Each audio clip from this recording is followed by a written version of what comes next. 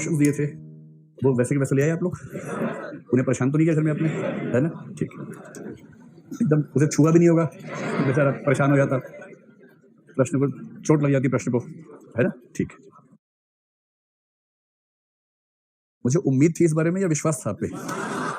पूरा परम परम विश्वास था कि आप प्रश्नों को बिना परेशान, आप इतने अहिंसक हैं कि प्रश्नों को भी आप चोट नहीं पहुंचा सकते, वैसा का वैसा ले आए होंगे ना? ठीक है, चलिए अब हम मिलके चोट पहुंचाते होंगे, ठीक है? उठाइए सवाल, उठाइए सारे।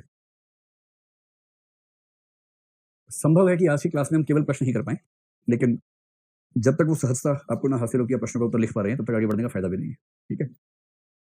क्योंकि दूसरों को ओवरटेक नहीं करना है। कई बार क्या होता है कि हम अपने से आगे निकल जाते हैं, उसका फायदा नहीं है।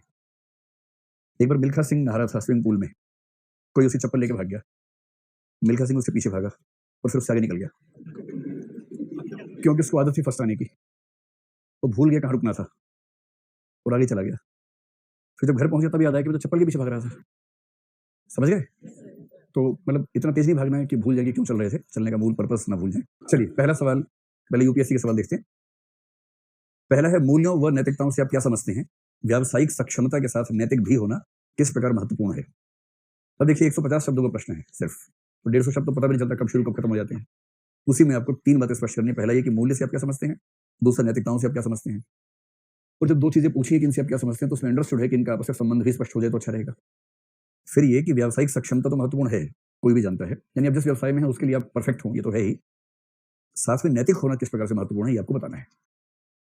तो प्रश्न का पहला हिस्सा है कि मूल्यों और नैतिकताओं से आप क्या समझते हैं। इससे मतलब दोनों बातें समझाइए 3-3 लाइन में, ऐसा क्या है आपकी राय में मूल्य और नैतिकता का संबंध किस तरह का बनेगा? कोई किसी का सेट सबसेट है, मतलब ये संबंध ऐसा है, ऐसा है, ऐसा है या ऐसा है? इसको हम मान लेते हैं नंबर 1, नंबर 2, नंबर 3 और नंबर 4। तो आप में से कितने लोग मानते हैं कि संबंध नंबर 1 है? कितने लोग मानते हैं नंबर 2 है? कितने लोग नंबर 3 मानते हैं? नंबर 3 में एक ही व्यक्ति है। और नंबर 4 में लगभग नंबर 2 के बराबर की प्रतिस्पर्धा है, ठीक है? मतलब आप लोगों को ये अंदाजा हो गया कि संबंध आमतौर पर 2 और 4 ही होता है, बाकी दोनों कहने के लिए होते हैं। इसलिए आप इन्हीं पे तुक्का लगा देते हैं कि इनमें से कोई होगा, आधे लोग यहाँ आधे लोग वहाँ, है ना? इसमें संबंध मेरे हिसाब से तो ये वाला बनेगा, सेकंड वाला।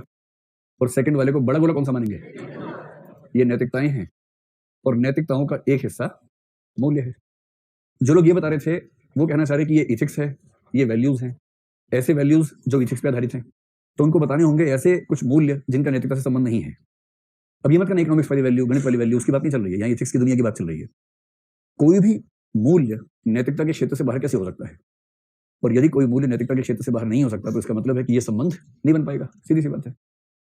तो नैतिकता एक व्यापक वस्तु है जिसका एक सबसेट है मूल्य, और मूल्य वो चीज है जो नैतिकता के भीतर की सबसे गहरी धारणाएं हैं जो हमारे आदर्शों को डिफाइन करते हैं। यहाँ तक स्पष्ट है बात? चलिए, तो हम लगभग 50, 60, 70 शब्दों में इस बात को लिख लेंगे, और जहां मौका मिलेगा चित्र भी बना देंगे। इस तरह का चित्र बनाते ही बात परीक्षा के लिए आसान हो जाती है। उसके बाद आप खुद बताइए कि व्यावसायिक सक्षमता का मतलब बीइंग प्रोफेशनली कॉम्पिटेंट। तो प्रोफेशनल कॉम्पिटेंस के साथ साथ मॉरल होना या एथिकल होना क्यों अच्छा है? प्रोफेशनल कॉम्पिटेंस का मतलब है कि जिस क्षेत्र में आप काम करते हैं उस क्षेत्र के आप विशेषज्ञ हों, बेस्ट उसमें हों। वकालत करते हैं तो जिस एरिया में वकालत करते हैं उस पर टिप्स पे चीजें हों, आपको सब पता हो, सारे केसेस देखे हुए हैं। आपसे बात करते ही जज कांपने लगता हो कितना पढ़ के आया है, और जज को लगे कि मैं क्या इससे सामने बात करूंगा। ये तो प्रोफेशनल कॉम्पिटेंस हुई। नैतिक होने का मतलब है कि आप अपने प्रोफेशन के कोड ऑफ एथिक्स को, कोड ऑफ कंडक्ट को फॉलो करते हैं, और व्यक्तिगत जीवन में भी नैतिक मूल्यों का सम्मान करते हैं, इंटीग्रिटी वाले आदमी हैं, सत्यनिष्ठा वाले आदमी हैं। तो आप बताएं, यदि कोई व्यक्ति प्रोफेशनली कॉम्पिटेंट है, साथ में नैतिक भी है, साथ में नैतिक होने से क्या फायदा है, उसे क्यों नैतिक होना चाहिए साथ में?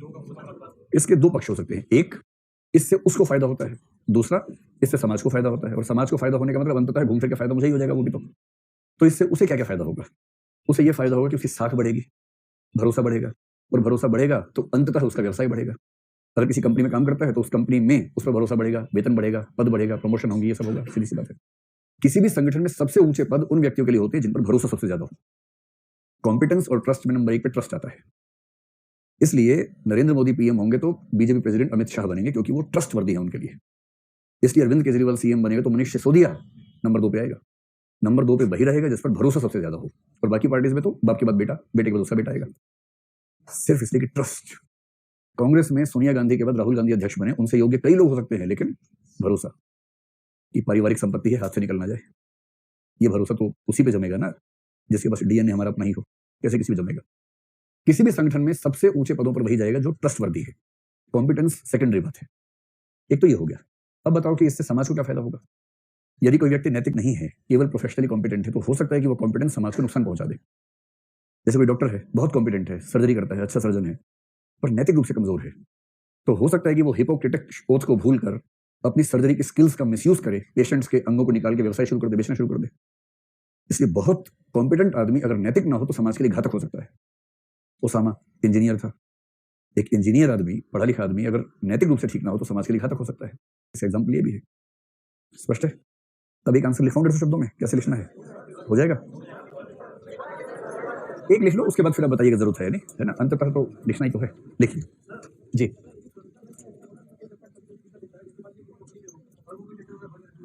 हाँ,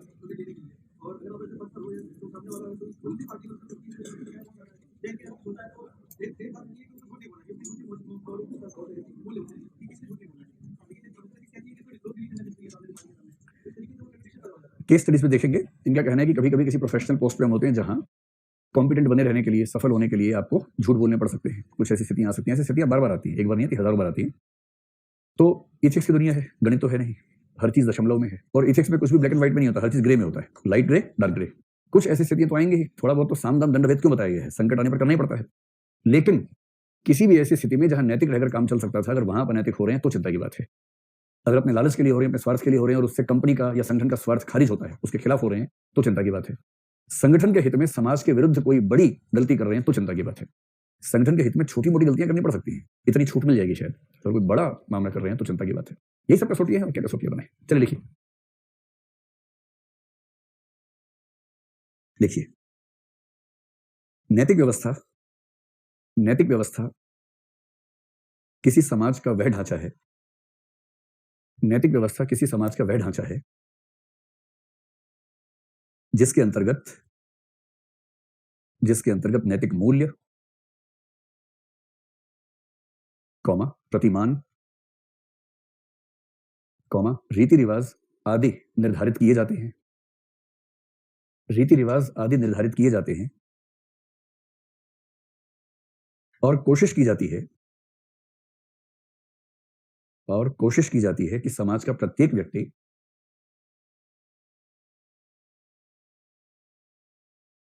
नैतिक नियमों का पालन करे, नैतिक नियमों का पालन करे। पूर्ण विराम, पैरा चेंज कीजिए। मूल्य और नैतिकताएं दोनों ही नैतिक व्यवस्था के पक्ष हैं, मूल्य और नैतिकताएं दोनों ही नैतिक व्यवस्था के पक्ष हैं।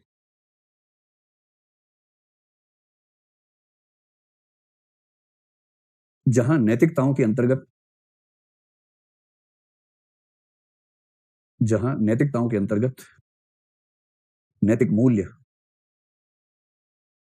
प्रतिमान, परंपराएं, प्रथाएं, रीति रिवाज, परंपराएं, प्रथाएं, रीति रिवाज इत्यादि सब शामिल हैं,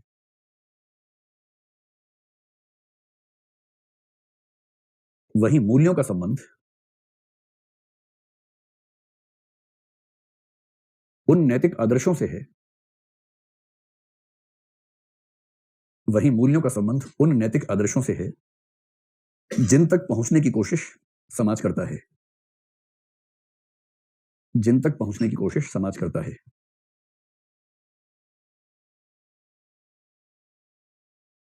उदाहरण के लिए, यदि बड़ों का सम्मान करना नैतिक मूल्य है, यदि हटिए ना, उदाहरण के लिए कॉमा, बड़ों का सम्मान करना नैतिक मूल्य है,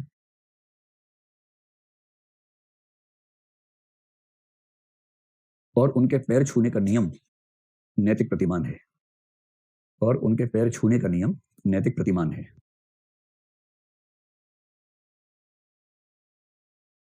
इसके बाद नीचे बनाओ 2 गोले, ऐसे करके ऐसे बनाइए।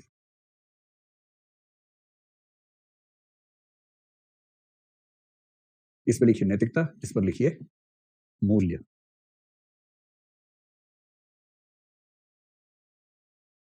ठीक है, अब इसके बाद एक छोटा सा हेडिंग बनाइए, व्यावसायिक सक्षमता के साथ नैतिक होना क्यों महत्वपूर्ण है। इसको पूरा अंडरलाइन कर दीजिए, व्यावसायिक सक्षमता के साथ नैतिक होना क्यों महत्वपूर्ण है।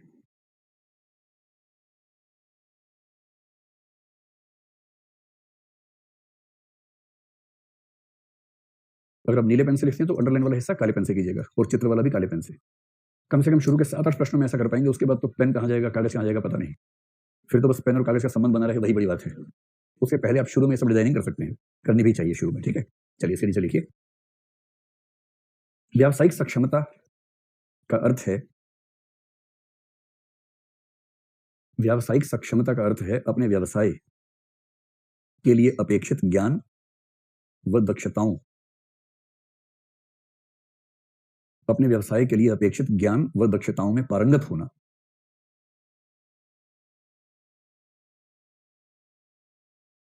जबकि नैतिक होने का अर्थ है,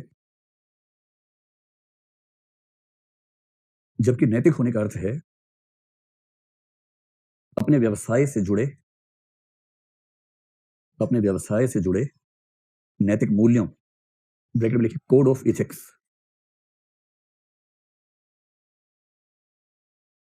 तथा आचरण संहिता, तथा आचरण संहिता ब्रैकेट में कोड ऑफ कंडक्ट का पालन करना।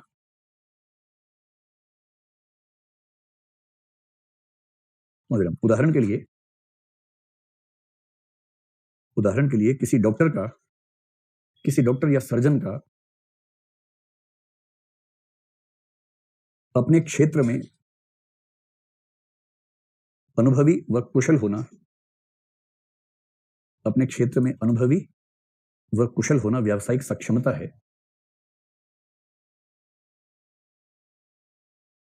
किंतु हिपोक्रेटिक ओथ पता नहीं क्या होती है, हर डॉक्टर को यह शपथ दिलाई जाती है, किंतु हिपोक्रेटिक ओथ या शपथ जो भी हो, किंतु हिपोक्रेटिक ओथ के अनुसार इस मूल्य का पालन करना कि वह अपने ज्ञान का दुरुपयोग समाज के विरुद्ध नहीं करेगा, कि वह अपने ज्ञान का दुरुपयोग समाज के विरुद्ध नहीं करेगा, डैश लगा के,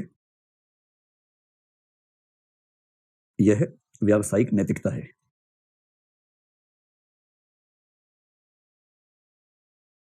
पैरा चेंज कीजिए, व्यावसायिक सक्षमता के साथ नैतिक होने के दो लाभ हैं, के दो प्रमुख लाभ हैं। व्यावसायिक सक्षमता के साथ नैतिक होने के दो प्रमुख लाभ हैं, डैश लगा के नीचे लिखो नंबर 1, नीचे लिखिए व्यक्तिगत लाभ और उसके आगे लिखिए व्यक्तिगत लाभ, हेडिंग जैसा बन जाएगा, उसी के आगे लिखेंगे डैश लगा के। इससे व्यक्ति की साख बढ़ती है, इससे व्यक्ति की साख और विश्वसनीयता बढ़ती है, जिससे अंततः उसी की स्थिति, ब्रैकेट में लिखिए संगठन या बाजार में, जिससे अंततः उसी की स्थिति संगठन या बाजार में, ब्रैकेट बंद, बेहतर होती है।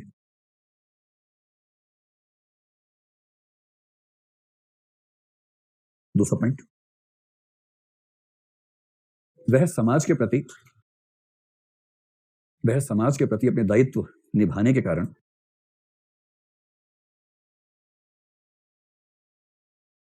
संतुष्ट भी रहता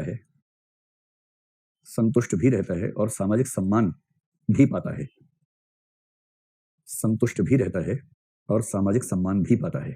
चलिए, मुझे शब्दों का अनुमान नहीं हो पा रहा है, यहां से आप बताएं कितने शब्द लिखा हुआ है? 150, थोड़े ज्यादा हो गए होंगे, कितने? 150 ही है, ठीक। एक बार चेक कर लीजिएगा, अगर ये 150 के आसपास तो बढ़िया है। देखिए, शुरुआती कुछ प्रश्नों में इस बात को ठीक से समझें। अब देखो, एसी चलने की बात है, एसी में आप लोग खो गए, पढ़ने का मन नहीं कर रहा आप लोगों का, आपको इसी में रुचि है कि एसी कौन सा चला, कौन सा नहीं चला, और मजा आया कि नहीं आया, बेसिकली, है ना। थोड़ा पढ़ाई पे गौर कीजिए, जिस काम के लिए आए हैं बेसिकली।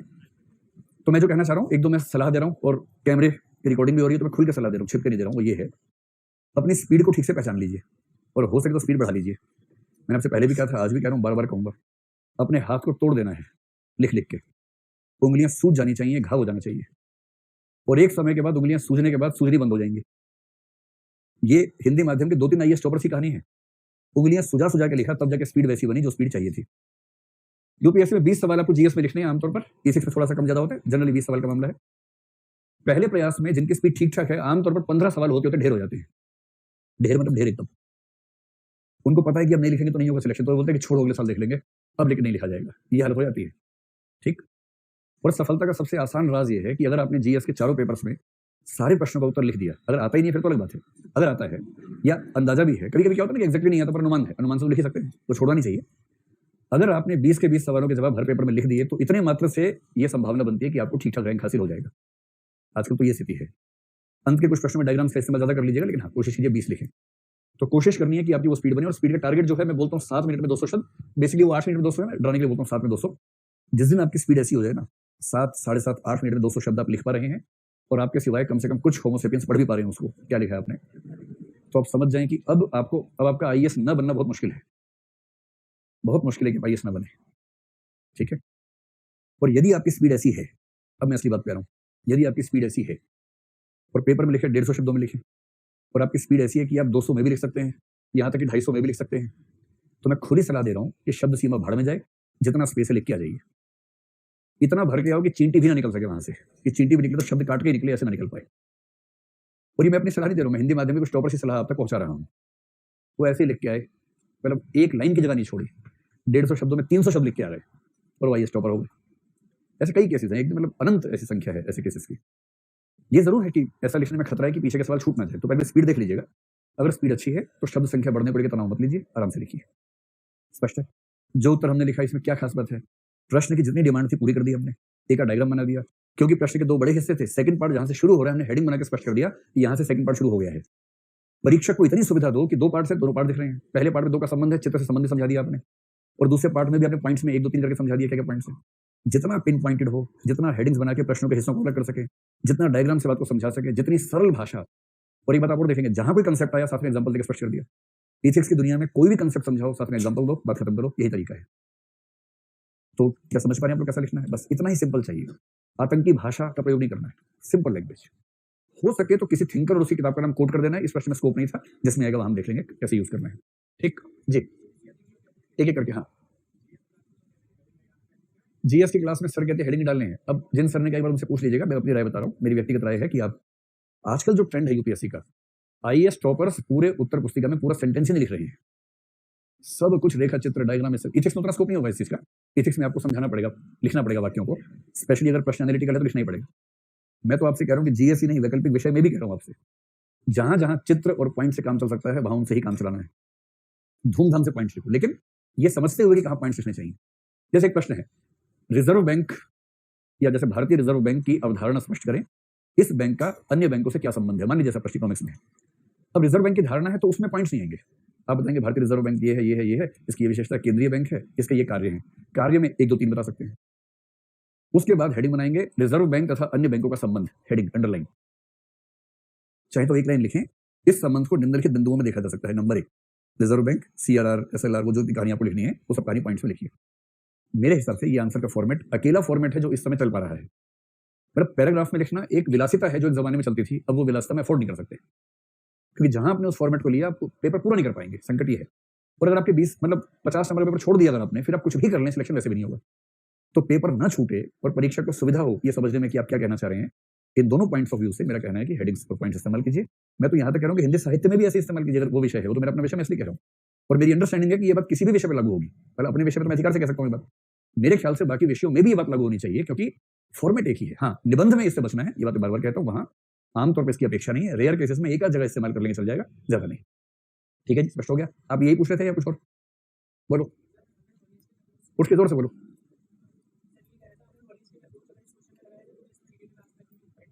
क्या ऐड कर सकते हैं? डाल लीजिए। 150 शब्दों में कैसे लाओगे, सवाल ये है, कर लीजिए। ये कह रहे हैं कि अगर होलिस्टिक अप्रोच से आंसर लिखना हो तो क्या इसमें कुछ नेगेटिव एस्पेक्ट भी शामिल कर सकते हैं? तो मेरा कहना है कि अगर देखो, होलिस्टिक अप्रोच में एक फायदा है कि होलिस्टिक है। मैंने महसूस किया कि बहुत सारे उत्तर इसलिए खराब होते हैं कि हम हर चीज को शामिल करने के चक्कर में प्रवाह से समझौता कर लेते हैं।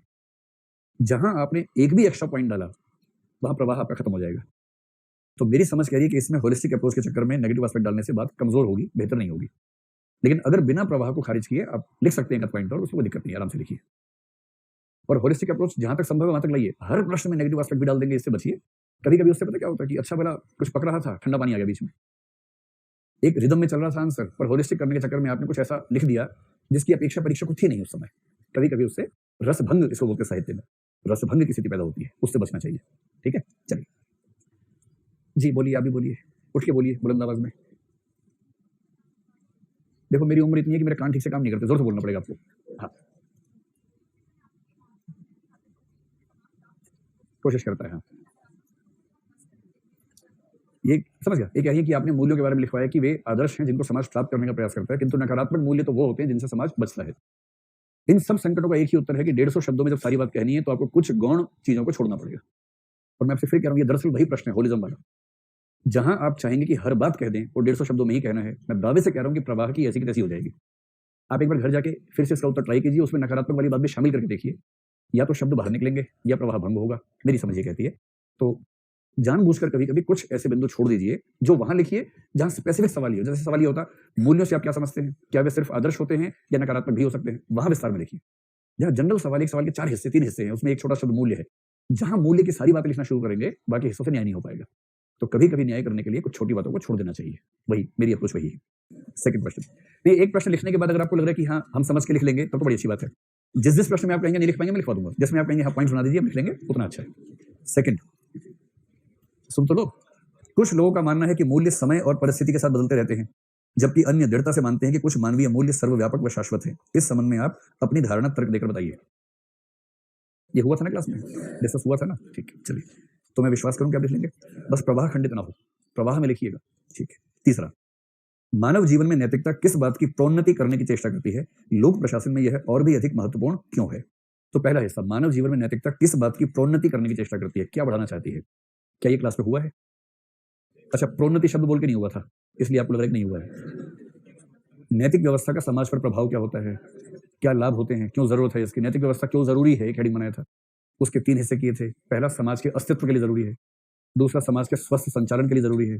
तीसरा, समाज की वृद्धि और प्रगति दोनों के लिए जरूरी है। तो अगर मैं कहूं कि मानव जीवन में नैतिकता किस बात की प्रोन्नति करती है, तो पहला लिखिए, यह सामाजिक व्यवस्था को ठीक से चलाया जाना सुनिश्चित करती है। दूसरा क्या होगा, समाज में वृद्धि और विकास की गति अच्छी हो, ऐसे मूल्य बनाकर सुनिश्चित करती है कि समाज आगे बढ़े। और डिस्ट्रीब्यूटिव जस्टिस को चाहे तो अगला बिंदु बना दे, चाहे तो इसे में शामिल कर ले। इंक्लूसिव ग्रोथ एक ऐसा शब्द है यूपीएससी में आजकल, जिस प्रश्न में इसको ठूस सके ठूस के आ जाइएगा। तो बिंदु क्रमांक 3, यह समाज के समावेशी विकास को, इंक्लूसिव ग्रोथ को सुनिश्चित करती है, क्योंकि चैरिटी जैसे मूल्य और वो परोपकार जैसे मूल्य इस बात पर बल देते हैं कि हम पूरे समाज को साथ लेकर चले। तो क्या मैं उम्मीद करूं कि आप 3 से 4 बिंदुओं में इस बात को समझा देंगे। सबसे पहली बात लिखिए, शांति व्यवस्था कायम करती है, कानून व्यवस्था बनाए रखती है। एक तो ये मैंने आपसे कहा था, किसी समाज में शांति और कानून व्यवस्था बनाए रखने में पुलिस की जिम्मेदारी बहुत कम है। राज्य इसलिए चल रहा है कि समाज सपोर्ट कर रहा है।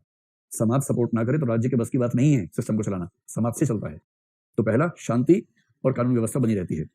दूसरा, सामाजिक व्यवस्थाएं ठीक से काम करती हैं। सामाजिक व्यवस्थाओं में सारी व्यवस्थाएं, राजनीतिक व्यवस्था, आर्थिक व्यवस्था, वो सब एक सिस्टम में काम करती हैं। तीसरा, आर्थिक वृद्धि जैसी चीजें या किसी भी तरह का विकास। और चौथा, इंक्लूसिव ग्रोथ या सोशल जस्टिस, सामाजिक न्याय, उसको सुनिश्चित करने के लिए भी ये काम करती है। अब दूसरा हिस्सा हेडिंग बना देना है, लोक प्रशासन में नैतिकता क्यों अधिक महत्वपूर्ण है। हेडिंग बना के 2 नीचे लाइन खींचो काले रंग से अच्छी, फिर उस पर आओ, बताओ लोक प्रशासन में क्यों महत्वपूर्ण है। अगर हम इसमें भारत की बात करें ध्यान रूप से, विशेष रूप से, आप कहें कि भारत एक कल्याणकारी राज्य है। कल्याणकारी राज्य में लोक प्रशासन का मुख्य कार्य क्या है, कानून व्यवस्था चलाना या इंक्लूसिव ग्रोथ करना। मुख्य काम क्या, इंक्लूसिव ग्रोथ है। उसी इंक्लूसिव ग्रोथ की परिभाषा देते हुए और फिर बताइए कि इसीलिए लोक प्रशासन में यदि प्रशासक नैतिक हैं और समाज के लोग भी नैतिक मूल्यों पर सहमत हैं, तो सामाजिक न्याय और इंक्लूसिव ग्रोथ की प्रक्रिया बहुत आसान हो जाती है। और इसमें एक एग्जांपल दीजिएगा, आर्मस्ट्रॉन्ग पेन का एग्जांपल दीजिए। जो 2-4 प्रशासक आपको बहुत अच्छे लगते हैं उनका एग्जांपल दीजिए कि इस प्रशासक ने ऐसे ही मूल्यों से देश के विकास में बड़ी भूमिका निभाई। श्रीधरन का एग्जांपल बहुत सेफ है। टीएन शेषन मत दीजिएगा, किरण बेदी भूल के मत दीजिएगा। एग्जांपल वो जिस पर डिबेट ना हो, देना है तो दीजिए। जो राजस्थान वाले आदमी थे, लोक जुम्बिश वाले, क्या नाम था, बोरडिया, अनिल बोरडिया, उनका एग्जांपल दीजिए। ऐसे सिविल सेवक जिन्होंने खूब अच्छा काम किया और जिनको लेकर कोई डिबेट नहीं है, अनिल बोरडिया हैं, श्रीधरन साहब हैं, इनका एग्जांपल बहुत सेफ एग्जांपल है, इनको कोट कीजिए। ठीक है। और नहीं तो ऐसा प्रशासन जिसको केवल आप जानते हैं, परीक्षक नहीं जानता है, कि हाल ही में हमारे जिले में एक एसडीएम आए हैं जिनका नाम है श्री संजीव कुमार। उन्होंने ऐसा ऐसा किया है। ठीक है, क्या दिक्कत है, होगा संजीव कुमार को, नहीं तो प्रकाश कुमार होगा, मतलब असली नाम, लेकिन जो उनको ना पता हो, जिस पर डिबेट ना हो, जहां तक संभव है असली नाम। ठीक। अब संकट के समय तो क्या क्या नहीं करना पड़ता है। फिर कहना कि एक भावी प्रशासक है जो भी अच्छा काम कर रहे हैं, उनका नाम है चिंटू लाल, मतलब उसके बदले अपना नाम जो भी लिखना हो वो लिख लीजिएगा। समझ गए बात को कैसे लिखना है। चलिए जी,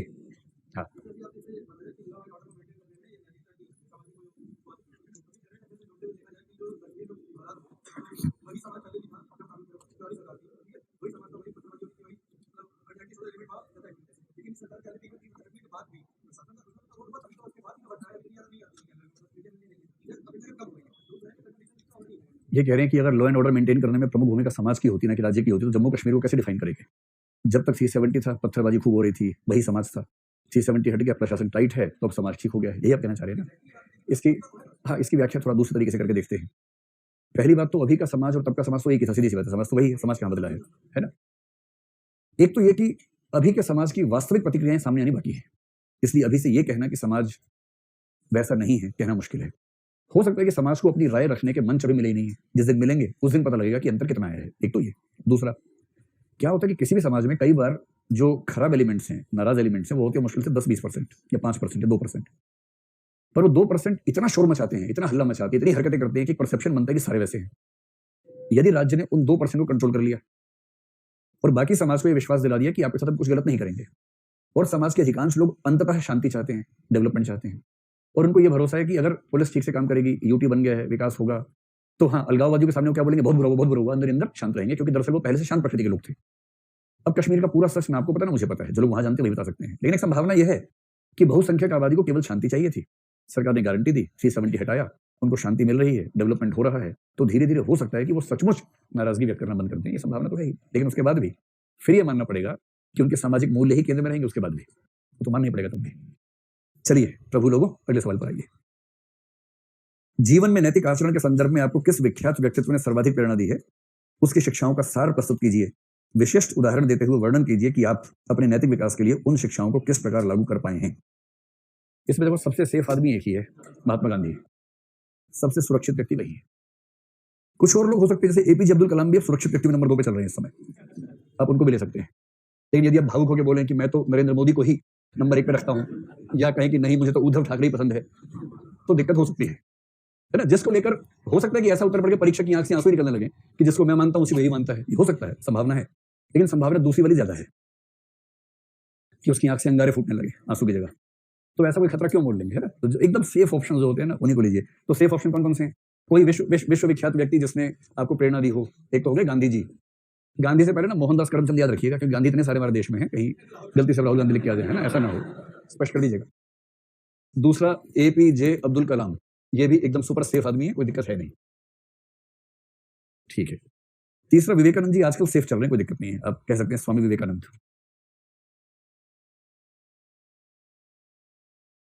और भी कोई सूझ रहा है आप लोगों को? मदर टेरेसा तो मत लिखिएगा भाई, अभी तो बिल्कुल नहीं, कॉपी जब्त हो जाएगी आपकी, यूएपीए लग जाएगा आपके खिलाफ, अनलॉफुल एक्टिविटीज प्रोटेक्शन एक्ट लग जाएगा आपके खिलाफ, उनका नाम लिखा तो। मदर टेरेसा पे आरोप है कि वो ईसाइयत का प्रसार करने के लिए समाज सेवा करती थी, और समाज सेवा के बदले लोगों को ईसाई धर्म में कन्वर्ट करती थी। और ये सरकार घर वापसी वाली सरकार है, ये सरकार कन्वर्टेड लोगों को वापस आने में लगी है, और आप कह रही कि मदर टेरेसा सबसे महान। हाँ, मार्टिन लूथर नहीं, मदर टेरेसा की बात चल रही है, किसी और ने बोला था मदर टेरेसा। तो मदर टेरेसा ना एकदम बेहद असुरक्षित मामला हो जाएगा। हाँ, वल्लभ भाई पटेल चलेंगे इस समय धूमधाम से, वल्लभ भाई पटेल को चलाइए। दीनदयाल उपाध्याय से लगेगा कि आप नंबर लेने के लिए किसी भी हद तक जा सकते हैं, तो इसलिए बचिए, इसलिए थोड़ा बचिए, ऐसा ना लगे कि आप एकदम बचिए बचिए बचिए। हाँ, कबीर दास हो सकते हैं, भगत सिंह हो सकते हैं, कोई दिक्कत नहीं, भगत सिंह कर लीजिए, कबीर दास कर लीजिए, इस समय कोई खास नहीं। तुलसीदास नहीं भाई, कबीर दास भी किसी किसी को अखरते हैं, लेकिन हाँ चल जाएंगे, बहुत पुरानी बात हो गई ना, चल जाएंगे। ये कह रहे कि मैं तो अजीत पवार ही लिखूंगा। अजीत पवार की कल्पना करके एक गीत बहुत पहले लिखा गया था, तू प्यार है किसी और का, तुझे चाहता कोई और है, तू पसंद है किसी और की, तुझे मांगता कोई और है। वो गीत में जब भी सुनता हूँ मुझे लगता है कि इसी सिचुएशन को ध्यान में रख के लिखा गया होगा। बहरहाल, किसका जीवित में, जैसे छोड़ो ना यार, छोड़ो ये सब, जो मर गए उनका सम्मान तो कर नहीं पा रहे, जो पहले उनका सम्मान तो कर लो भाई। देखो सिंपल, मेरी सारी कसौटी एक ही है, अगर मुझे व्यक्तिगत तौर पे चुनना हो तो शायद मैं इनमें से किसी को बहुत ना चुनना चाहूँ, किसी और को चुनना चाहूँ, लेकिन क्लास के अंदर मेरी एक ही विचारधारा है, अंकवाद, मार्क्सिज्म, MARX नहीं, MARKSISM। किस उत्तर से आपको अधिकतम अंक मिलेंगे, सिर्फ एक विचारधारा काम करती है, उस विचारधारा में नंबर 1 पर सेट होते हैं गांधी जी। नोट पे ऐसी फोटो नहीं छपी उनकी, है ना? कोई चाह रहा है कि उसकी छप जाए अलग बात है, लेकिन अभी तक कोई नहीं की छपी है, इसका मतलब कुछ तो बात होगी ना भाई। हाँ, लिंकन लिख सकते हैं, लिंकन में कोई खतरा नहीं है, विदेश का कोई महान व्यक्ति खतरा नहीं है, विदेश में कुछ भी अच्छा हो, लोगों को अच्छा लगता है ना? जैसे मैं कई बार क्लास में समझाता हूँ कि बराक ओबामा अश्वेत या अर्धश्वेत व्यक्ति था, उसका वहां राष्ट्रपति बनना कितनी बड़ी बात है। और हमने कहा कि रंग भेद के खिलाफ एक ऐतिहासिक विजय का प्रतीक है बराक ओबामा। ठीक, बराक ओबामा के देश के बराबर आबादी है उत्तर प्रदेश की। यूपी को मजाक समझते हैं आप लोग। उत्तर प्रदेश कह रहे हैं कि हम अकेले ही काफी, तुम छोड़ो, यहाँ तो 27 राज्यों में एक ही काफी है, तुम तो क्या बराबरी करोगे हमसे। और उस उत्तर प्रदेश राज्य में एक महिला मुख्यमंत्री बनी, सुश्री मायावती, जो दलित होने के साथ साथ स्त्री भी है। और मैं सब जब इंडियन सोसाइटी पढ़ाई करता था तो एक एग्जांपल देकर समझाता था कि अगर आप समाज शास्त्र के या सामाजिक न्याय के विद्यार्थी हैं तो आपको मानना पड़ेगा कि सुश्री मायावती का उत्तर प्रदेश का सीएम बनना बराक ओबामा के अमेरिकी राष्ट्रपति बनने से बड़ी सामाजिक क्रांति है। लेकिन आप भारत में सुश्री मायावती के समर्थन में 2 वाक्य लिखेंगे तो सिलेक्शन की संभावना कम हो जाएगी आपकी, क्योंकि पड़ोस में क्रांति सबको अच्छी लगती है, अपने घर में अच्छी नहीं लगती है। क्योंकि हमारे घर की क्रांतियां अक्सर हमारे खिलाफ होती हैं और पड़ोस की क्रांति हमारे खिलाफ नहीं हो रही होती, तो हमें अच्छा लगता है, वाह सामाजिक विकास, वाह वाह बहुत बढ़िया। अपने घर में अपने खिलाफ जब क्रांति हो तब देखना पड़ता है कि हमारा स्टैंड उस पर क्या है। मुश्किल होता है, किसी के लिए मुश्किल होता है। इसलिए मैं आपसे कह रहा हूं कि केवल वही नाम रखिए जिसमें आपको अंक मिलने की संभावना है। मतलब बहुत व्यावहारिक अप्रोच से मैं आपसे कह रहा हूं, क्योंकि अंततः इस क्लास का उद्देश्य, प्राथमिक उद्देश्य तो यही है ना कि आपके नंबर अच्छे हैं, बाकी तो सेकेंडरी हैं ही बहुत सारे, पर प्राथमिक यही। चलिए, तो महात्मा गांधी को मान लेते हैं। अब इसके देखिए प्रश्न क्या कहें। पहला, जीवन में नैतिक आचरण के संदर्भ में आपको किस विख्यात व्यक्तित्व ने सर्वाधिक प्रेरणा दी है। महात्मा गांधी के व्यक्तित्व में ऐसी कई बातें हैं जो नहीं सीखनी चाहिए। ठीक है, आपकी फॉर्म आज इनके पास चली गई है। मुफ्त ठहाका पहली बार किसी लड़के ने लगाया क्लास में, एक ही बदमाश लड़के ने सारा मोर्चा संभाला हुआ था। चलिए, तो महात्मा गांधी के व्यक्तित्व में ऐसी कई बातें, कम से कम कुछ बातें हैं जो नहीं सीखनी चाहिए। मसलन, उन्होंने ब्रह्मचर्य के प्रयोग के नाम पर कई स्त्रियों के साथ ऐसे प्रयोग किए जो उन्होंने खुद लिखे हैं, किसी और ने नहीं लिखे हैं, जिनको पढ़ के खराब लगता है, ये लगता है कि ऐसा नहीं करना चाहिए था, तो खराब बात है। अब अगर आप कहें कि होलिस्टिक लिखने में तो ये भी लिखना होगा, तो मैं आपसे कहूंगा, हाथ जोड़े कहूंगा कि ऐसा मत लिखिए, इससे रस भंग हो जाएगा। ठीक है, और भी कुछ उनके नैतिक मूल्य ऐसे थे जो हम बहुत सूट नहीं करेंगे। जैसे उनका एक प्रसिद्ध वाक्य मैंने कल ही पढ़ा कि अस्पताल ही सारी अनैतिकता के केंद्र हैं। उनकी धारणा थी कि हॉस्पिटल्स होने नहीं चाहिए। ये महात्मा गांधी ने कहा है, हिंद स्वराज में लिखा है, किसी और किताब में नहीं लिखा है। तो महान से महान व्यक्ति, एक बहुत प्रसिद्ध चिंतक हुआ, ग्रीक चिंतक था लॉन्जाइनस नाम का, उसका बड़ा प्रसिद्ध वाक्य है, जीवन में उसको बैठा लीजिए गांठ बांध के, बड़ी सी बड़ी महानता में भी कुछ छिद्र रह ही जाते हैं। इसको लिख लो कहीं, लॉन्जाइनस के नाम से। लॉन्जाइनस एक ग्रीक विचारक है, 3rd सेंचुरी बीसी का। जो बच्चे हिंदी साहित्य वाले हैं उन्होंने कामायनी को पढ़ते हुए इस वाक्य को सुना होगा। कामायनी के बारे में इसका इस्तेमाल डॉक्टर नगिन नाम के विचारक ने किया था। ये कथन वहां से बहुत प्रसिद्ध हो गया। महानता कितनी भी बड़ी हो, उसमें कुछ ना कुछ छिद्र छूट ही जाते हैं, ये कथन है लॉन्जाइनस का। ग्रीक विद्वान था। यदि आप उसकी पुस्तक का नाम लेकर परीक्षक को डराना चाहें बुरी तरह से, तो पुस्तक का नाम है पेरी इप्सुस। एकदम ग्रीक नाम है पक्का। ऐसे नाम में सुविधा ये कि भूल भी जाए तो कुछ भी लिख के आ जाएंगे तो नाम मान लिया जाएगा। ये असली नाम है वैसे, पेरी इप्सुस। रिपीट करने वाला कुछ है ही नहीं, सेंस बताई है, बाकी कुछ भी हो। वो ये है, महानता कितनी भी बड़ी हो, कौमा, उसमें कुछ ना कुछ छिद्र छूट ही जाते हैं।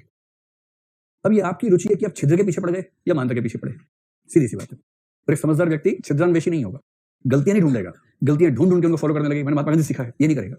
वो देखेगा कि महात्मा गांधी से क्या सीखना है, क्या नहीं सीखना है। और जब आप इस विवेक के साथ चलते हैं, इसको बोलते हैं नीर क्षीर विवेक। नीर क्षीर विवेक का मतलब दूध का दूध, क्षीर मतलब दूध, खीर, और पानी का पानी। दूध और पानी को अलग करने का विवेक जो होता है ना, वो तो चाहिए, किसी भी व्यक्ति के बारे में चाहिए। कबीर जैसे महान आदमी हुए, महिलाओं के बारे में ऐसा ऐसा बोल गए कि सुन के कान में लगता सीसा डाल दिया किसी ने, तो नहीं मानेंगे उस बात को। तो इन सब ने जो बातें अच्छी कही उनको मानेंगे, जो खराब बात कही नहीं मानेंगे, सिंपल है। तो चलो, नंबर 1, जीवन में नैतिक आचरण के संदर्भ में आपको किस विख्यात व्यक्तित्व में सर्वाधिक प्रेरणा दी है। सर्वाधिक शब्द आ गया ना, तो स्कोप है कि आप 3-4 का नाम घुसा दें और फिर एक को चुन लें।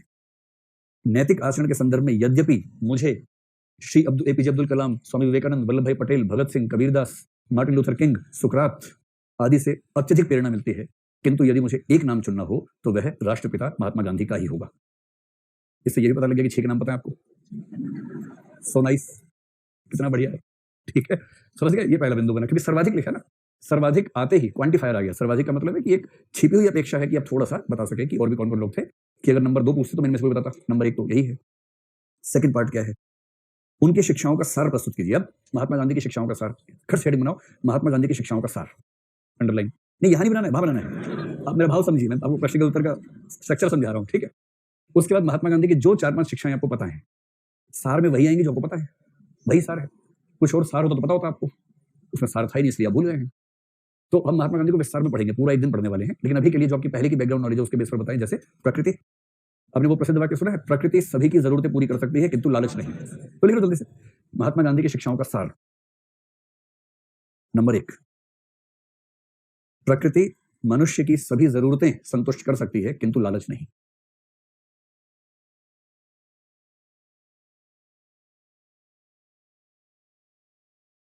महात्मा गांधी को याद करते नंबर 2 पे क्या ध्यान आएगा सबसे महत्वपूर्ण? एक है सर्वधर्म समभाव, दूसरा लिखिए हमें प्रत्येक धर्म के साथ सम्मान पूर्वक व्यवहार करना चाहिए, अर्थात सर्वधर्म समभाव, सद्भाव नहीं समभाव, पूरा सर्वधर्म समभाव, इसका मतलब सभी धर्मों के प्रति समान भाव, अर्थात सर्वधर्म समभाव, पूर्ण विराम। ये हुई दो बातें। और क्या सिद्धांत समझ में आता महात्मा गांधी का नैतिक क्षेत्र में? सर्वोदय है उनका इकोनॉमिक्स का प्रिंसिपल। नंबर 3 पे लिखिए वही अर्थव्यवस्था अच्छी है जो सभी की उन्नति पर बल दे, वही अर्थव्यवस्था अच्छी है जो सभी की उन्नति ब्रैकेट में सर्वोदय पर बल दे।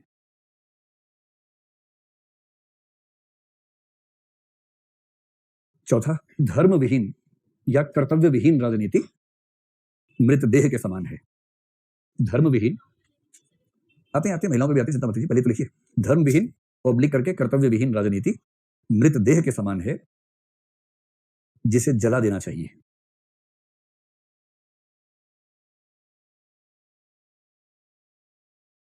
एक अहिंसा है जो उनका सबसे प्रिय प्रयोग था, उसमें लिखिए मानसिक वाचिक और कार्मिक स्तर पर अहिंसा का प्रयोग करना चाहिए, या मनसा वाचा कर्मणा अहिंसा का प्रयोग करना चाहिए, या मानसिक वाचिक और कार्मिक स्तर पर अहिंसा का प्रयोग करना चाहिए। मोटा मोटा 4-5 सिद्धांत आपको याद रह जाए ना, वही सार है बस जो आपको पता है। ठीक, अब आ जाओ तीसरा हिस्सा, हेडिंग बनाओ मेरे जीवन में इन सिद्धांतों का उपयोग। यही हेडिंग बनाना है। पूछा कि आप कितना कर पाए हैं, तो उसमें ये नहीं बताना कि मेरा पड़ोसी कितना कर पाया है, सीधे मैं करके मैं मुझे मेरा ऐसे लिखना है। मेरे जीवन में इन सिद्धांतों का उपयोग या इन शिक्षाओं का उपयोग। अब 3-4 कल्पनाएं कीजिए जहां आपने कुछ नैतिक कार्य किया हो, कल्पनाएं ही करनी पड़ेंगी जो बहुत बढ़िया लग रहा है, जो इन सिद्धांतों से मेल खाने वाली चीज हो। जैसे पहला है प्रकृति, तो कुछ ऐसा बताइए कि आपने किसी चीज का कंजम्पशन कम कर दिया हो, या प्रकृति की रक्षा करने के लिए जैसे पॉलिथीन का इस्तेमाल खत्म कर दिया आपने, ऐसा कुछ कर दिया हो। ये नहीं कि मैं सांस कम लेता हूं ताकि ऑक्सीजन बची रहे, ऐसा नहीं, कुछ ऐसा कि प्रकृति के संरक्षण में आपने भूमिका निभाई हो। हाँ, तो इसमें लिखो। अच्छा, इससे पहले 1-2 वाक्य में भूमिका बनाइएगा, लिखिए भूमिका लिखिए, इसमें क्या हेडिंग है नीचे, मैं यथासंभव प्रयास करता या करती हूं, मैं यथासंभव प्रयास करता हूं कि इन शिक्षाओं को अपने जीवन में लागू करूं।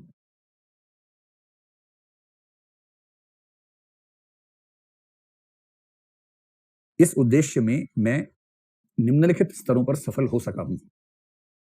इस उद्देश्य में मैं अभी तक निम्नलिखित स्तरों पर सफल हो सका हूं। इसका मतलब है कि बाकी भी चल रहा है, अगले मेंस की नौबत 3 और लिखूंगा, लेकिन अभी तक इतना हुआ है। अभी तक इन स्तरों पर सफल हुआ हूं। अब डैश लगा के अपनी महानता की गुणगान कीजिए इसके बाद। नंबर 1, प्राकृतिक संरक्षण के लिए जल का न्यूनतम उपयोग। मेरा ब्लैकेट डिक्शनरी में नहाता ही नहीं हूं प्राकृतिक संरक्षण के लिए जल का न्यूनतम उपयोग, कॉमा, पॉलीथीन का प्रयोग न करना, पॉलीथीन का प्रयोग न करना। कोई एक और बनेगा कुछ? फैन ऑफ कर देना, एसी के बिना तो जान निकल जाती है। ठीक है, जो ठीक लगे। वृक्षारोपण कितना किया होगा आप लोगों ने, देखी रहती है लिखा हुआ। कितने लोगों ने वृक्षारोपण किया है? बहुत बढ़िया, वेरी गुड, सबने किया है। और जो वृक्ष लगाया था उससे 7 दिन बाद कितने लोगों ने देखा उसको? अब ये एक चौथाई रहेगा इस बार। और कितने लोगों ने 6 महीने तक उसे केयर की, उसको पानी वानी दिया 6 महीने तक? अपने आप बड़ा हो गया? अपने आप नहीं होता। चलिए, अच्छा मान गया, आप लोग मान लोगे, मान गया, चलो ठीक है। नंबर 1 हो गया। अब नंबर 2 पर आ जाइए। नंबर 2 में लिखिए अपनी आवश्यकताओं को यथासंभव न्यूनतम रखना। अपनी आवश्यकताओं को यथासंभव न्यूनतम रखना।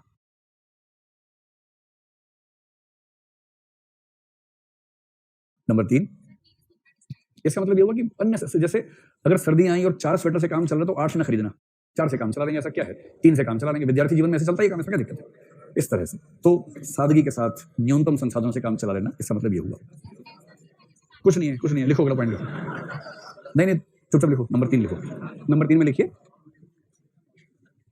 अपने मित्रों में ऐसे व्यक्तियों को विशेषतः शामिल करना जो अन्य संप्रदायों के हैं। अपने मित्रों में ऐसे व्यक्तियों को विशेषतः शामिल करना जो अन्य संप्रदायों के हैं। सेमीकोलन, उनके त्योहारों को मनाना, उनके त्योहारों को उनके साथ मनाना।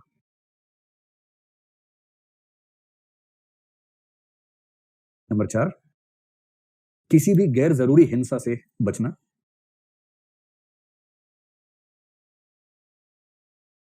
किसी भी गैर जरूरी हिंसा से बचना, पूर्णविराम। पशु पक्षियों को भी परेशान न करना, पशु पक्षियों को भी परेशान न करना। ठीक है, ऐसा ही उत्तर चाहिए। पहला हिस्सा 1 पैराग्राफ, दूसरा हिस्सा 5 पॉइंट, तीसरा हिस्सा 5 पॉइंट, यही चाहिए बस। इसी से आएंगे 135 नंबर या 130 नंबर जो चाहिए। मैं दावे से कह रहा हूं कि आप में 8-10 लोग होंगे जबरदस्त लिखने वाले। आप बस ठीक से प्रोसेस को समझ लीजिए। 125, 30, 35 नंबर मुश्किल नहीं है, बस वो धार लेखन में आ जाए। कंसेप्ट के मामले में आपको दावा कर रहा हूं कि एक भी प्रश्न आपसे छूटेगा नहीं और वही आंसर आप लिख पाएंगे हर सवाल का। ये मेरा दावा है। एक भी किताब, एक भी नोट्स कुछ पढ़ने की जरूरत नहीं है, सिर्फ क्लास पे फोकस कीजिए। मैं आपको विश्वास दिला रहा हूं कि इसके बियॉन्ड नहीं पढ़ना है। ज्यादा ताकत लगाइए लेखन पे, लेखन के अभ्यास पे, ये काम आएगी विशेष रूप से। कौन? एक आवाज आई थी, आर्तवाणी कहीं से आ रही थी। नहीं, चल। सवाल क्रमांक 6 नहीं 5 होगा शायद। सामाजिक मूल्य आर्थिक मूल्यों की अपेक्षा अधिक महत्वपूर्ण है। राष्ट्र की समावेशी समृद्धि के संदर्भ में उपर्युक्त कथन पर उदाहरणों के साथ चर्चा कीजिए। इसका अर्थ समझ पा रहे हैं? कई बच्चे लिख लेंगे, अर्थ बताओ पहले इसका, लिख तो लेंगे, पता लगे अर्थ ही नहीं पता है। और अच्छा, मेरा ख्याल था कि यही सवाल ज्यादा परेशान करेगा, लेकिन आप छूटते करके लिख लेंगे। मैं तो गदगद हो गया एकदम। बताइए कौन बताएगा इसका अर्थ क्या है? हाँ हाँ, बहुत बढ़िया। हर जगह पैसों को वैल्यू ना देकर के जो समाज के मूल्य हैं, नैतिकता के मूल्य हैं, उनको भी प्रमोट किया जाना चाहिए। तो सामाजिक मूल्य आर्थिक मूल्यों की अपेक्षा अधिक महत्वपूर्ण है। आपको साबित करना कि आर्थिक मूल्य से ज्यादा महत्व सामाजिक मूल्यों का है। तो 2-3 आर्थिक मूल्य बताइए कौन से हैं? प्रतिस्पर्धा और क्या चीज? लिंगानुपात। ये आर्थिक मूल्य है, सामाजिक नहीं। आर्थिक बताओ पहले, आर्थिक मूल्य क्या है? प्रतिस्पर्धा, लाभ की अधिकता, उद्यमशीलता, ये सब आर्थिक मूल्य मान सकते हैं। सामाजिक, देखो मूल्य की भाषा में फिर मूल्य बताओ। लिंगानुपात मूल्य नहीं है, लिंगानुपात एक इंडेक्स है। मूल्य क्या होगा? लिंग समता, है ना। मूल्य के उदाहरण में मूल्य की भाषा नहीं चाहिए। लिंग समानता मूल्य है, धर्मनिरपेक्षता या सर्वधर्म संभाव मूल्य है, सहिष्णुता एक मूल्य है। ये सब मूल्य कौन से हैं? सामाजिक मूल्य हैं। भाईचारा, बंधुत्व, न्याय, ये जो मूल्य हैं, स्वतंत्रता, ये सब मूल्य सामाजिक मूल्य हैं। ठीक है। सामाजिक मूल्य आर्थिक मूल्यों से ज्यादा महत्वपूर्ण है। इसका प्रमाण है कि चीन में आर्थिक समृद्धि ज्यादा है, किंतु आजादी नहीं है, अभिव्यक्ति की स्वतंत्रता नहीं है, और इसलिए वहां का व्यक्ति घुटन में जी रहा है। ऐसा जिक्र कर सकते हैं। और कुछ ऐसे देश बताइए जो बहुत अमीर नहीं है, किंतु जहां का जीवन बेहतर माना जाता है। भारत की बात नहीं करनी है। Bangladesh, Bhutan, yes yes yes, Bhutan बहुत सही देश है इस मामले में। भूटान का जिक्र कीजिए। भूटान के अलावा नहीं, नॉर्वे तो आर्थिक रूप से भी ठीक ठाक स्थिति में है, लेकिन एक देश बहुत रोचक है, आपने पता नहीं इस पर कभी गौर किया नहीं किया, क्यूबा।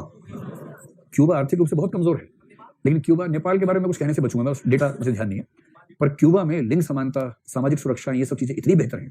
यहाँ तक कि पूर्वी यूरोप, पश्चिमी यूरोप की बात नहीं कर रहा, पूर्वी यूरोप के हंगरी जैसे देश, चेक जैसे देश, स्लोवाकिया जैसे देश, इन सब में भी सोशल सिक्योरिटीज इतनी अच्छी हैं, लिंग समानता इतनी अच्छी है कि कई बार डिबेट होती है कि पश्चिमी यूरोप अच्छा है या पूर्वी यूरोप अच्छा है, क्योंकि इन सब ने जो समाजवाद की परंपरा से निकले हैं, इसलिए इनके सोशल सिक्योरिटीज जो है वो पश्चिमी यूरोप से बेहतर है। आपको पूर्वी यूरोप के देशों में भिखारी दिखने मुश्किल लगेंगे, पश्चिमी यूरोप में भिखारी ज्यादा नजर आएंगे, क्योंकि वहां पर समृद्धि है, विकास है, अमीर खूब है, और वहां गरीबी भी ठीक ठाक है। पूर्वी यूरोप के देशों ने सोशल सिक्योरिटी जिस लेवल पर डेवलप की है वो पश्चिम के यूरोप में नहीं दिखता है। तो ये भी पक्ष तो है, थोड़ी तुलनाएं हो गई। और फिर आप बता दें कि राष्ट्र की समावेशी समृद्धि के संदर्भ में उदाहरण के साथ उदाहरण हो गए बहुत सारे, है ना। इसमें भारत के भी एग्जाम्पल ले सकते हैं। भारत में कोई ऐसा राज्य बताइए जहां समृद्धि बहुत ज्यादा है किंतु सामाजिक विकास उतना नहीं हुआ है? हरियाणा, पंजाब, पैसा खूब है, लड़कियां है नहीं, मार दिया सबको पैदा होने से पहले ही। चिंता की बात है। नशा देखिए कितना है, हर आदमी नशे में घूम रहा है। उड़ता पंजाब, उड़ गया है, बताइए। और एक आध ऐसा राज्य बताइए जहां पैसा बहुत नहीं है लेकिन समाज मस्त रहता है, खुश रहता है। सिक्किम है, गोवा है। गोवा में पैसा बहुत नहीं लेकिन वहां के लोग अपनी कल्चर मस्त रहते हैं, उन्हें कोई। केरल भी इस मामले में ठीक है, केरल भी अच्छा है इस मामले में। नॉर्थ ईस्ट पूरा, हाँ, मतलब नॉर्थ ईस्ट कहने से लगता है कि हम इतना ही आगे बता नहीं पाएंगे खास, तो ऐसे नॉर्थ ईस्ट बोलने से बचिए, राज्य का नाम बोलिए, ऐसे ठीक लगता है। मतलब मेरा मन कर रहा है कि मैं आपकी बात का समर्थन कर दूं, लेकिन खाली मेरा मन करने से क्या होता है ना। अभी बचिए। अब मैं उत्तर प्रदेश से हूं या बिहार से हूं या हरियाणा से हूं, इसलिए उसकी तारीफ ही करना है। मैंने सबसे पहले आलोचना हरियाणा की है जहां से मैं हूं, तो अपने राज्य को भूल के सही बात कीजिए, जो सही बात है वो लिखिए इसमें। तो क्या मैं ये मानूं कि आप इसका उत्तर लिख लेंगे? हाँ हाँ, दोनों लाइनें। अच्छा, इसमें तीसरा पक्ष पता क्या आएगा? आर्थिक मूल्य, सामाजिक मूल्य, और आर्थिक वृद्धि को सामाजिक वृद्धि के साथ सुनिश्चित करने वाले उभय मूल्य, वो भी तो है। और ऐसे मामले में जब भी हो तो 2-3 विचारकों का नाम जरूर लिखिए। एक जॉन रॉल्स का लिखिए। पश्चिम में जो बात जॉन रॉल्स ने कही है वही बात भारत में महात्मा गांधी ने कही है। तो एक नाम लिखिए जॉन रॉल्स। नहीं, इस मामले में जॉन रॉल्स ज्यादा प्रसिद्ध है मैकफरसन की तुलना में। जॉन रॉल्स, देखिए किताब का नाम साथ में लिखेंगे ना तो आतंक पैदा हो जाएगा आपका। जॉन रॉल्स की एक किताब है ए थियरी ऑफ जस्टिस। 1971 में एक किताब छपी थी और उसके बाद से ऐसी धूम मची इस आदमी की, लोगों ने मान लिया कि प्लेटो और अरस्तु के लेवल का एक व्यक्ति 20वीं सदी में हुआ है। इसका वैसा सम्मान है जॉन रॉल्स का। इनका नाम है, जब भी सामाजिक न्याय की बात आए खट से इनका नाम लेके आ जाइए। और इन्हीं की एक किताब 1959 में आई थी, जस्टिस एज फेयरनेस। आप इन दोनों का भी इस्तेमाल कर सकते हैं कि जॉन रॉल्स ने अपनी दोनों प्रसिद्ध पुस्तकों जस्टिस एज फेयरनेस और ए थियरी ऑफ जस्टिस में इस पक्ष की विस्तार से चर्चा की है। ठीक है, 1959 में है नंबर 2 वाली और 1971 में है पहले वाली। बहुत रोचक तुलना है। इसके ठीक 100 साल पहले डार्विन ने 2 किताबें लिखी, एक 1859 में, एक 1871 में। और ऐसा लगता है कि ठीक 100 साल बाद एक महान विचारक उसी समय में किताब लिख रहा है। जब भी इस तरह की बात करनी है, दूसरा नाम आएगा राष्ट्रपिता का, महात्मा गांधी। और महात्मा गांधी के इंक्लूसिव ग्रोथ पर जब भी लिखना हो, हिंद स्वराज का नाम लिखिए, हिंद स्वराज। और हिंद स्वराज जिस किताब से प्रभावित होकर लिखी गई थी वो जॉन रस्किन की थी, अनटू द लास्ट। उसका नाम भी लिख दीजिए। तो आप लिखिए कि जॉन रस्किन ने अनटू द लास्ट में, महात्मा गांधी ने हिंद स्वराज में, और जॉन रॉल्स ने इन पुस्तकों में इस सिद्धांत की विस्तृत समीक्षा की है। लगभग हर उत्तर में एक आध विचारक और किताब का नाम ले आइए। मैं आपको एथिक्स खत्म होने से पहले कम से कम 50 चिंतक और किताब के नाम बता दूंगा बीच बीच में, ऐसे ऐसे उनको याद कर लीजिए। बस ठूसना नहीं है, सहज प्रवाह में आए। समझ गए बात को? चलिए, अब आप ये बताएं कि इसका उत्तर लिखवाने की जरूरत है, ये लिख लेंगे? कितने लोग मानते कि लिख लेंगे? कितने लोग मानते कि लिखवा दीजिए? इसमें भी कुछ लोग बैठे हैं। ऐसा करते ना, मैं आपको 2 उत्तर और लिखवाऊंगा, अंत में चुन लेंगे। अगर आप कहेंगे ये तो फिर वापस आके लिखवा दूंगा। पहली बार सारा डिस्कस कर लेते हैं, ठीक है? हाँ, वही कहा ना, थर्ड वैल्यू वो भी हो सकती है जो दोनों को मिला के चले। ठीक है, जैसे डिस्ट्रीब्यूटिव जस्टिस का मूल्य जो है वो दोनों को मिलाता है आपस में। वितरण मूलक न्याय, ये जो मूल्य है ये दोनों को मिलाने वाले तो मूल्य है। ठीक है सर, चलो अगला प्रश्न। स्पष्ट कीजिए कि आचार नीति, ये आचार नीति क्या होती है? आचार कहां से आ गया बीच में? तो ये क्या है? आचार। आचार और आचार में एक अंतर होता है। और शिशु मंदिर में जो टीचर होते हैं उनको बोलते हैं आचार्य जी, है ना? वो होते हैं आचार्य जी, पर उनका नाम जो पड़ जाता है वो क्या होता है? आचार्य जी। ठीक है, अब उसी स्कूल से पढ़ी है, आचार्य जी बोल के पढ़ी हुई है ना, ये बोलते थे आचार्य जी। ठीक है, तो स्पष्ट कीजिए कि आचार नीति, एथिक्स का एक अनुवाद ये भी आचार नीति। स्पष्ट कीजिए कि आचार नीति समाज और मानव का किस प्रकार भला करती है। मैंने आपसे कहा था कि एथिक्स का प्रभाव एक क्या किया था? संगठन पे, एक किया था व्यक्ति पे, एक सामाजिक समूहों पर। तो अगर आपको 2 हिस्सों में करना हो कि समाज का क्या भला करती है, वही 3 points, existence, maintenance, growth, justice for development. हाँ या ना? जल्दी से तोड़ के लिखो। समाज, पहले लिखो समाज का भला, व्यक्ति का भला। समाज का भला के नीचे वही 3-4 बिंदु, समाज का अस्तित्व यानी कि शांति व्यवस्था, दूसरा समाज का स्वस्थ संचालन। स्पीड से लिखो। नंबर 1 समाज का अस्तित्व, ब्रैकेट में कानून व्यवस्था या शांति व्यवस्था। नंबर 2 समाज का स्वस्थ संचालन, ब्रैकेट में लिखिए नैतिक नियमों में वस्तुनिष्ठता, नैतिक नियमों में वस्तुनिष्ठता।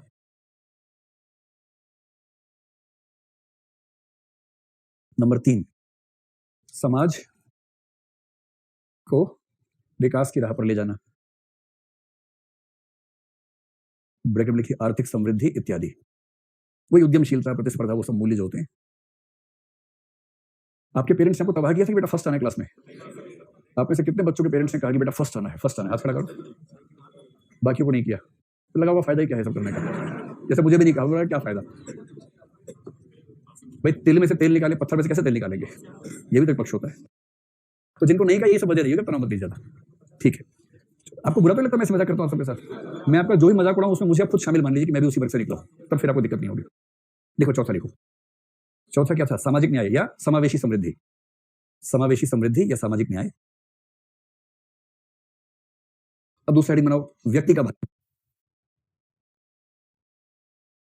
भाई यही व्यक्तित्व का अंतर आज मुझे पढ़ाना था, पर्सनैलिटी क्या होती है, इसके बाद वही समझ रहा है। हाँ, समाज में कुछ लोग संदेह के घेरे में रहते ही हैं, क्या करें? जो प्रिवेंटिव डिटेंशन का नियम है किसके लिए होता है ना? निवारक निरोध इसलिए होता है कि जिन पे शक है उनको पहले ही डाल दो जेल में। तो जैसी बत्ती गई ना तो कुछ लोगों के मुंह से निकला उफ, कुछ का आह, आउच, वो सब। एक लड़की की आवाज है वाओ, बात है। ये एक बच्चा 500 रुपये भारी है, क्योंकि जिस चीज से लोग घबरा रहे हैं उसको एंजॉय करो, वाओ मजा आ गया, क्या बात है। कौन था इधर बताओ ना, कौन था इधर? ये थी, आप थी? बहुत बढ़िया, बहुत बढ़िया, बहुत बढ़िया। यही ऐसे ही किसी मौके पे पता लगता है कि इसका व्यक्तित्व कैसा है। बाकी तो कागजी बातें हैं, सिचुएशन में पता लगता है ना। कि बहुत बढ़िया। चलिए अच्छा देखिए, अब है कि व्यक्ति का कैसे भला करती है, ये तो आपको पता ही है। व्यक्ति वाला क्या ही था, व्यक्ति की साख बढ़ जाती है, फलाना होता है, ठिकाना होता है। लिखो फलाना और ठिकाना, मतलब पहले लिखाया हुआ है ना, वही सब लिखना है इसमें। चलिए नेक्स्ट क्वेश्चन। ये प्रश्न अब तक का सबसे जटिल प्रश्न है, मतलब समझने के लिए, समझ जाएंगे उसके बाद तो कोई दिक्कत नहीं है। वर्तमान समाज में नैतिक मूल्यों का संकट सदजीवन की संकीर्ण धारणा से जुड़ा हुआ है, विवेचना कीजिए। हाथ कुछ लगा दी है ना, तो बताओ भाई क्या है। ध्यान से देखो, घूर के देखो सवाल को।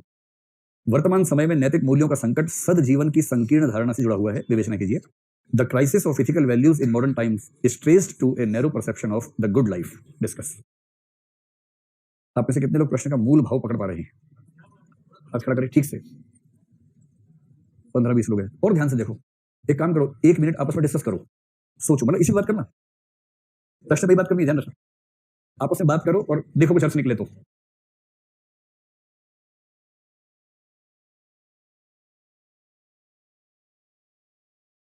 जब कहते हैं बात करो तो ये मौका छोड़ो मत, क्या पता इसी से कुछ रास्ता निकले आगे।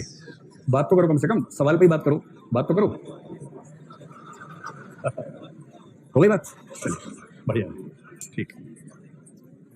चलिए अब बताइए, अब कितने लोगों को लग रहा है कि अर्थ समझ में आ गया? हाँ, संख्या में ठीक ठाक वृद्धि है, जबरदस्त ग्रोथ हुई है, करीब 100% की ग्रोथ हो गई है, पहले 20 से अब 40 है। गुड। देखिए सारा खेल क्या है, एक शब्द है गुड लाइफ, और जो गुड है ना, इसके लिए हिंदी में एक अनुवाद होता है शुभ। जब हम टॉपिक नंबर 5 पढ़ेंगे तो हम गुड को हिंदी में शुभ समझेंगे, ठीक है। प्लेटो का प्रसिद्ध शब्द है, प्लेटो ने कहा द आइडिया ऑफ गुड, और कुछ लोग मानते हैं कि गुड ही गॉड है, एक जी हटाने की देर है बस। मैं नहीं कह रहा हूं, ये प्लेटो कह रहा था। प्लेटो के एक व्याख्याकार ने कहा कि प्लेटो के दर्शन में the idea of good is God, God is good, good is God. और प्लेटो के दर्शन का ही हिंदी फिल्मों की भाषा में कहते हैं अनुवाद तो है सत्यम शिवम सुंदरम, क्योंकि प्लेटो ने पहली बार कहा कि ईश्वर में 3 गुण हैं, वह सत्य है, शिव है और सुंदर है। शिव का मतलब कल्याणकारी, बेनिवोलेंट जिसको बोलते हैं, सत्य है, शिव है, सुंदर है, वही हो गया। मुकद्दर का सिकंदर फिल्म थी, कौन सी थी? अच्छा, इसी नाम से फिल्म थी शायद, सत्यम शिवम सुंदरम, ठीक है। तो शुभ जीवन का मतलब है कि जीवन कैसा होना चाहिए। शुभ जीवन का मतलब जीवन कैसा हो। इसमें 2 तरह की धारणाएं हैं, इसका उत्तर भैया बहुत अच्छा नहीं बता पा रहे, कोई दिक्कत नहीं, क्योंकि टॉपिक नंबर 5 पढ़ने के बाद ही आसान हो जाएगा। कुछ लोग मानते हैं कि जीवन में संतुलन होना चाहिए, कुछ मानते हैं जीवन में संयम होना चाहिए, कुछ मानते हैं जीवन में भोग होना चाहिए। एथिक्स की दुनिया में मोटे तौर पर 3 संप्रदाय हैं। कुछ हैं संयम और वैराग्य वाले, वो कहते हैं किसी भी सुख से दूर भागो, क्योंकि सुख ही सारी तृष्णाओं के मूल में है, वही सारे बंधन पैदा करता है। जैसे बुद्ध हालांकि संयम वाले रास्ते पर नहीं आते, वो आते मध्य मार्ग पर, लेकिन बुद्ध ने भी कहा कि जीवन की मूल समस्या क्या है? अविद्या है, लेकिन अविद्या से क्या होता है? वासना पैदा होती है, उस वासना की वजह से इच्छाएं जो हैं, मूल संकट है इच्छाओं का होना। बुद्ध के हिसाब से पूरे भारतीय दर्शन में चारवाक को छोड़ के बाकी सब लगभग यही मानते हैं कि मूल संकट इच्छाओं का है। और जो दर्शन सबसे कठोरता से यह बात कहता है वो जैन दर्शन है। सबसे कठोर दर्शन भारत में जैन दर्शन है, वो सारी इच्छाओं को मार देने की बात करता है। इतना संयम की वकालत है कि उतना पढ़ने के बाद कहते हैं पैदा काहे हो गए थे, इससे बड़े नहीं पैदा होते। कुछ कहते हैं भोग की बात, जैसे भारत में जो चारवाक लोग हैं उनके बारे में प्रसिद्ध है कि वो भोग की बात करते हैं। मतलब ये डिबेट है कि उन्होंने जो लिखा सचमुच वो हमें मिला या नहीं मिला, क्योंकि उनका मूल लिखा हुआ कुछ मिलता नहीं है। जो मिलता है उनके आलोचकों ने उनकी आलोचना कैसे की वो मिलता है। इसमें ये डाउट होता है कि क्या सचमुच उन्होंने यही कहा था या बात को डिस्टोर्ट करके बताया गया है। तो आपने सुना होगा कि चारवाकों ने कहा है, वाह यावत जीवेत सुखम जीवेत ऋणम कृत्वा घृतम पिबेत भस्मीभूतस्य देहस्य पुनरागमनम कुतः। समझ नहीं आया? हनी सिंह को याद करो, 4 बज गए हैं, लेकिन उसी का संस्कृत का उदाहरण ये है, यावत जीवेत सुखम जीवेत, जब तक जियो सुख से जियो, ऋणम कृत्वा घृतम पिबेत, उधार लेकर घी पियो। घी वो कह रहे हैं, दरअसल घी नहीं कह रहे हैं। भस्मीभूतस्य देहस्य, एक बार भस्मीभूत जलने के बाद देह, पुनरागमनम कुतः, फिर कहां से लौट के आएगी? एक ही जिंदगी है, कल हो ना हो, जी ऐसी कई बातें कही हैं। और जब वो असली घी की जगह असली पेय पदार्थ पे आए तब कहा, पीतवा पीतवा पुनः पीतवा यावत पतति भूतले, पियो पियो तब तक पियो जब तक कि जमीन पर गिर ना पड़ो। ये चारवाकों ने, मतलब चारवाकों के बारे में कहते हैं कि उन्होंने ऐसा कहा। मुझे नहीं पता कि एग्जैक्टली उनका कथन है या नहीं है, और हमें यही है, अजीब बात है। कथन तो ये है ही, मैं बता ही रहा हूं। डाउट इस बात पर है इतिहास में कि ये कथन सचमुच उनका था या उनके आलोचकों ने उनके मुंह में रख दिया था। डाउट ये है, समझे? तो जो बात भारत में चारवाकों ने कही, इनका कुंभ के मेले में भाई गुम हो गया था जो यूनान में मिला था उसके बाद, उसका नाम था अरिस्टिपस। एकदम कुंभ के मेले में खोया हुआ भाई, लॉकेट जैसा था, तब पहचान में दोनों भाई कि दोनों सगे भाई है। तो जो भारत में चारवाकों ने कहा वो पश्चिम में ग्रीक फिलोसफी में अरिस्टिपस ने कहा। संयम की बात भारत में जैन लोगों ने कही, बुद्ध को हम वहां ले जाएंगे थोड़ी देर के बाद। और पश्चिम में यही बात एक स्टोइक नाम का दर्शन है, स्टोइक। ये ऐसे लोग थे, सिर्फ ये कि कठिनाइयां जीवन में तो अच्छी बात है। एक अच्छा खासा अमीर आदमी इस चक्कर में पड़ गया, 20 साल तक यूनान में शहर में एक पत्थर के नाव जैसा पत्थर था, उसके अंदर रहा, किसी घर में भी नहीं रहा, सिर्फ इसलिए कि घर में रहूंगा इच्छाएं बढ़ जाएंगी। क्यों इच्छाएं बढ़े? वैराग्य का जीवन है, कितनी सर्दी कितनी गर्मी रहना वही है। इस तरह के लोग हुए हैं। जेनो उस व्यक्ति का नाम था, उसके बारे में पढ़ेंगे बाद में। कुछ लोग कहते हैं बैलेंस में रहो, और बैलेंस का मतलब है जैसे भारत में तेन त्यक्तेन भुंजी था, सुखों का भोग करो किंतु संयम पूर्वक करो, त्याग पूर्वक करो। जैसे पश्चिम की बात करो तो इस मामले में अरस्तु, प्लेटो, ये लोग इसी तरह के लोग हैं। हीगल इसी तरह का व्यक्ति है, सुकरात भी इस तरह का व्यक्ति है। प्लेटो, सुकरात, प्लेटो, अरस्तु, हीगल, इन सब ने ऐसी बात कही। और भारत में आप कह सकते हैं कि बुद्ध का मध्यम मार्ग भी कुछ कुछ इसी प्रकार का। हालांकि बुद्ध की फिलोसफी में इतने सारे बौद्ध दार्शनिक है कि तो डेविएशंस बहुत ज्यादा है, वेरिएशंस बहुत ज्यादा है, कहना बड़ा मुश्किल है कि बुद्ध एक्जेक्टली कहाँ आएंगे। लेकिन हाँ, बुद्ध का दर्शन अंततः मध्य मार्ग के पक्ष में खड़ा हो जाता है, तो हम कहेंगे कि वो भी बैलेंस के पक्ष में है। तो शुभ जीवन कैसा है? जिसमें सुख ही सुख हो। ये जो है भोग वाले ना, इनको बोलते हैं सुखवादी। ये सब सुखवादी दार्शनिक है। जो संयम वाले हैं इनको वैराग्यवादी कहते हैं, कि ये वैराग्य की बात करते हैं, एसेटिक किस्म के लोग हैं। और जो संतुलन वाले हैं इनके लिए अलग अलग शब्द आते हैं। जैसे एक आत्मपूर्णतावाद पश्चिम का संप्रदाय है, परफेक्शनिज्म, वो ये है। इसमें आप एक सेंस में जेएस मिल को भी शामिल कर सकते हैं, क्योंकि वो भी जीवन में बैलेंस की बात करता है। ठीक, कुछ नहीं हुआ इस बार तो, वाव कोई नहीं बोला। ऐसा लगा कि कुछ बम बम फटा है शायद, ऐसा लगा ना आप लोगों को? है क्या हो गया इसे? क्या हुआ? कुछ हुआ था? लाइट नीचे गिर गई थी, ऐसा लगा था। ये पंखा कांप रहा है। अच्छा अच्छा, इस समय भूकंप जैसा कुछ है। देखो, अगर मानो भूकंप आ भी जाए ना, सुनो सुनो सुनो, अगर भूकंप आ भी जाए कभी, इतने लोग बाहर निकलेंगे तो पक्का कोई नहीं बचेगा। बचने का एक ही तरीका, शांति से बैठे रहो और ऊपर वाले का नाम याद करो, हे मौला बचा लेना, इस भाव से, और कोई तरीका नहीं है। हाँ, तो कभी भगवान अगर भूकंप आ जाए तो चिल्लपो मत करना, आराम से बैठना, और आमतौर पर कुछ नहीं होगा, शांति से। पहले ऐसे कई बार मतलब मैनेज हो जाता है, कोई दिक्कत, बस अगर भगदड़ ना मचे तो ठीक है। अभी भी हिल रहा है। आपको एक सलाह दूं, आज ही घर जाके एक फिल्म देखना, उसका नाम है कौन। देखिए, आज ही देखना, ठीक है? कौन, KAUN, कौन। हिंदी वाला कौन है ये, देखना, बहुत रोचक फिल्म है। उससे आप समझ पाएंगे कि पंखा कौन जला रहा है, ठीक है? चल, अब देखो भाई, ये बताओ, इनमें से हम किसे शुभ जीवन मानते हैं? हमारा पूरा जीवन उससे तय होगा। अगर आपके पास संसाधन है पर्याप्त, तो आप शुभ जीवन को जो मानेंगे वैसा आपका जीवन हो जाएगा। और ऐसा भी है कि अधिकांश लोग जीवन के शुरुआती दौर में शुभ जीवन इसी को मानते हैं। जो इसको शुभ जीवन मानेगा, ये बताइए कि सुखवादी रास्ते पर यदि हर व्यक्ति चलने लगे तो इससे समाज का कुल मिला के बेड़ा गर्क होगा या समाज का फायदा होगा? बेड़ा गर्क होगा। एक तो इसलिए कि हर व्यक्ति सुखवादी है, इसलिए संसाधन बहुत ज्यादा चाहिए, इस वजह से कंजम्पशन ज्यादा करनी है तो प्रोडक्शन ज्यादा चाहिए, और हमारी हर एक्स्ट्रा कंजम्पशन के लिए किसी ना किसी को शिकार बनना पड़ेगा। आप कल्पना कीजिए कि अगर समाज में यह माहौल बन जाए कि हर व्यक्ति को हर रोज चिकन खाने का मन करता है, इस इच्छा मात्र से कई हजार मुर्गों को रोज बनाना पड़ेगा, सिर्फ इसलिए कैसी इच्छाएं पैदा हो गई। तो इच्छाओं की अधिकता से क्या होगा? संसाधन ज्यादा खर्च होंगे। संसाधन ज्यादा खर्च होने का मतलब है कि प्रकृति और प्राकृतिक प्राणियों का नुकसान होगा बहुत ज्यादा। आप सोचिए ना, कोई भी संसाधन चाहिए तो प्रकृति का ही हमला होगा, उसी पे हमला होगा। आप कहें कि मुझे एक लैपटॉप चाहिए, एक मोबाइल फोन चाहिए, मोबाइल फोन बनाने के लिए जो आपकी चिप बनती है, मतलब ऐसे एलिमेंट्स उसमें चाहिए आजकल जिनको, जैसे टच स्क्रीन है, इन सब के एलिमेंट्स कोई अफ्रीका से मिलता है, कोई कहीं से मिलता है। और एक कंसेप्ट चलता है मोबाइल फोन की दुनिया में, कंसेप्ट शब्द बोल रहा है, उसका भाव ये है कि हम जो मोबाइल फोन यूज करते हैं वो किसी ना किसी के खून पे टिका होता है। ब्लड डायमंड वाले कंसेप्ट है। जैसे ब्लड डायमंड है कि एक स्थान पर डायमंड्स की खोज करने के लिए जो सिस्टम है, उसमें बहुत सारे आदिवासियों का खून बहता है, तब जाके हीरे बनते हैं, और वो हीरे हम यूज करते हैं। मोबाइल फोन की दुनिया में कंसेप्ट है कि अफ्रीका के एक देश में, मैं वो एलिमेंट आप कहेंगे तो बता दूंगा, मैंने किसी लेक्चर में सुना था एक बार, कि वो एक एलिमेंट के बिना टच स्क्रीन बन नहीं सकती। टच स्क्रीन के बिना दुनिया पागल है, इस समय चाहिए उसको। वो टच स्क्रीन जिस मटेरियल से बनती है वो मिलता है अफ्रीका के खास इलाके में, और उसको प्रोसेस करना इतना मुश्किल है कि कई लोगों की उसमें जान चली जाती है। और हम सबको टच स्क्रीन वाला फोन चाहिए, हमारी इच्छाएं ज्यादा है। जितनी हमारी इच्छाएं बढ़ती हैं, उतना ही प्रकृति को, गरीब मनुष्यों को अपनी जान देनी पड़ती है या जीवन से समझौता करना पड़ता है। और इसका मतलब यह हुआ कि इच्छाएं बढ़ने से समाज का बेड़ा गर्क होगा, बलात्कार बढ़ेंगे, हत्याएं बढ़ेंगी। आपको पैसा चाहिए कंजम्पशन के लिए, पैसा है नहीं, चोरी होगी, डकैती होगी, अपराध बढ़ेंगे बहुत सारे। इसलिए अगर आज की दुनिया में अपराध ज्यादा है, बलात्कार ज्यादा है, बलात्कार तो सीधा एक कंजम्पशन की फॉर्म भी हो गई एक सेंस में, और दूसरा अपराध तो है ही। तो ये सब, और दूसरा, एक परिवार का सोचिए, आप सब महसूस करेंगे कि आपके पेरेंट्स ने अपनी इच्छाओं का त्याग करके आपके लिए संसाधन खर्च किए, लुटाए आपके ऊपर, सिर्फ इसलिए कि उनके मन में यह भाव था कि हमारा बच्चा आगे बढ़ेगा, हमारी खुशी उसी में है, यही भाव रहा होगा। अगर उनके मन पर हरि सिंह सवार होता तो वो संसाधन आप पे खर्च करते या खुद पे खर्च करते? खुद पे खर्च करते। और यदि वो ऐसा करते तो समाज के विकास की जो संभावनाएं खत्म हो जाती। इसलिए सुखवाद में संसाधन और आत्म केंद्रिकता, जिसको अहम मात्रवाद भी कहते हैं, आत्म केंद्रिकता बढ़ जाती है। व्यक्ति घोर सेल्फिश हो जाता है। जो होब्स की दुनिया में एक जमाने में था, व्यक्ति ठीक वैसा हो जाता है। और जिस समाज में व्यक्ति आत्म केंद्रित होंगे और ज्यादा से ज्यादा भोग करना चाहेंगे, उस समाज में न परोपकार बचेगा, न शांति बचेगी, अपराध होंगे, इतना बुरा हाल हो जाएगा, कंपटीशन इतना सघन हो जाएगा कि शांत तरीके से आनंदपूर्ण जीवन जीने की संभावना समाप्त हो जाएगी। इस प्रश्न का भाव वही है कि वर्तमान में जो नैतिक संकट है उसका मूल कारण सदजीवन की संकीर्ण धारणा से है। और सदजीवन की संकीर्ण धारणा का मतलब है मैं और मेरे सुख। मैं मतलब सेल्फिश, और सुख का मतलब केवल सुख मिले, मुझे कुछ त्याग ना करना पड़े। तो मैं और मेरे सुख का केंद्र में आना, और इसी कंसेप्ट का नाम क्या है? कंज्यूमरिज्म। उपभोक्तावाद नाम सुना होगा आपने। तो कंज्यूमरिज्म अगर हमारी कल्चर का पार्ट है तो मैं और मेरे सुख केंद्र में है, और इस वजह से सामाजिक सुख, परोपकार, इंक्लूसिव जस्टिस, डिस्ट्रीब्यूटिव जस्टिस, ये सब खत्म हो जाता है। पारिवारिक चिंताएं, त्याग का मूल्य, सब खत्म। अब दूसरा पक्ष है संयम। अगर मामला संयम केंद्र में होता, शुभ जीवन का मतलब है वैराग्य वाला जीवन, यही बहुत अच्छा नहीं है। इससे क्या होता है कि इससे जीवन की सहजता ही खत्म हो जाती है, जीवन एक बोझ बन जाता है। सबसे अच्छा रास्ता कौन सा है? बैलेंस, मध्य मार्ग। और इसका मतलब हमारी आंतरिक इच्छाएं भी हैं तो भोग होना ही चाहिए, लेकिन दो चीजों का बैलेंस। एक, सिर्फ मैं नहीं हूं और भी लोग हैं, सिर्फ सुख नहीं है, कर्तव्य भी है।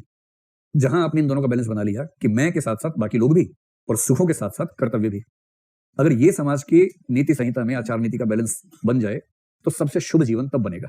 ये तो मैंने सारा कंसेप्ट बताया। अब इस प्रश्न को देखिए ध्यान से, समझ में आ रहा है कि नहीं आ रहा है? वर्तमान समय में नैतिक मूल्यों का संकट सद जीवन की संकीर्ण धारणा से जुड़ा हुआ है। विवेचना कीजिए। इस सामग्री को बेस बना के लिखवाएंगे या लिखवा दूं? तो इसको भी नोट करते हैं, भी लिखवाने वाला प्रश्न है। पहले आगे बढ़ते हैं, फिर मैं लिखवा दूंगा, चिंता मत कीजिए। अंतिम, सार्वजनिक जीवन के आधारिक सिद्धांत क्या हैं? What are the basic principles of public life? इनमें से किन्हीं 3 सिद्धांतों को उपयुक्त उदाहरणों के साथ स्पष्ट कीजिए। यह प्रश्न किसी टॉपिक से नहीं है, कॉमन सेंस का प्रश्न है। सार्वजनिक जीवन जीना है, हम सब जीते हैं सार्वजनिक जीवन, पब्लिक लाइफ। तो एक तो होता है प्राइवेट एथिक्स, एक है पब्लिक एथिक्स। प्राइवेट एथिक्स में तो आपकी अलग मूल्य संहिता है कि आपको अपने परिवार के साथ क्या मूल्य रखने हैं, बीएफ को जीएफ के साथ, जीएफ को बीएफ के साथ, हस्बैंड को वाइफ के साथ, वाइफ को हस्बैंड के साथ कौन से मूल्यों का पालन करना है। ये तो एक पक्ष हुआ। लेकिन जैसे समाज में आए, जैसे हम सब यहाँ पर हैं, आप में से कोई भी व्यक्ति सबको नहीं जानता होगा, जानता भी होगा तो निजी संबंध तो सबके साथ नहीं होंगे, दोस्ती वाले। तो एक अनजान व्यक्ति है समाज में, मैं भी हूं, उसके प्रति मेरा नैतिक संबंध क्या बनता है? कौन से 3 सिद्धांत दिमाग में रख के चल रहे हैं? 3 या 4 या 5 क्या सिद्धांत ध्यान में रख के चल रहे हैं जिससे पब्लिक लाइफ चलती है? कॉमन सेंस से बताइए, क्या सिद्धांत होते हैं? ईमानदारी, हे भगवान, नैतिक कर्तव्य। आप लोग किताब से बाहर कहीं नहीं निकलते भाई। किताब को गोली मारो, सिंपल सिंपल तरीके से रहो। परोपकार का मतलब ये हो कि जब भी मैं जाता हूं सड़क पे जो मिलता है मैं उसको परोपकार करने लगता हूं। आधारिक सिद्धांत का मतलब फंडामेंटल प्रिंसिपल ये है, समाज में रहना है तो इस सिद्धांत को तो मानना ही होगा। एक काम करो, 1 मिनट बात करो आपस में इसी विषय पे। मुझे 3 वाक्य बताओ जल्दी से, तेरे फंडामेंटल ड्यूटीज। अरे प्रभु, इतना ही चाह रहा हूं कि किताबों से बाहर निकलो, कॉमन सेंस की बात करनी है। सोच के बताओ कि दुनिया में जब हम समाज में निकलते हैं, घर से बाहर निकलते हैं, तो क्या ध्यान में रख के चलते हैं। बस ऐसी कुछ बातें बात करो आपस में जल्दी से। तो नहीं बात कर रहे,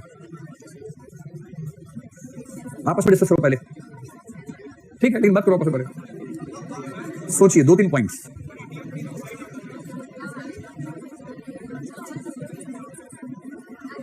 काफी बातें हो गई आप लोगों की।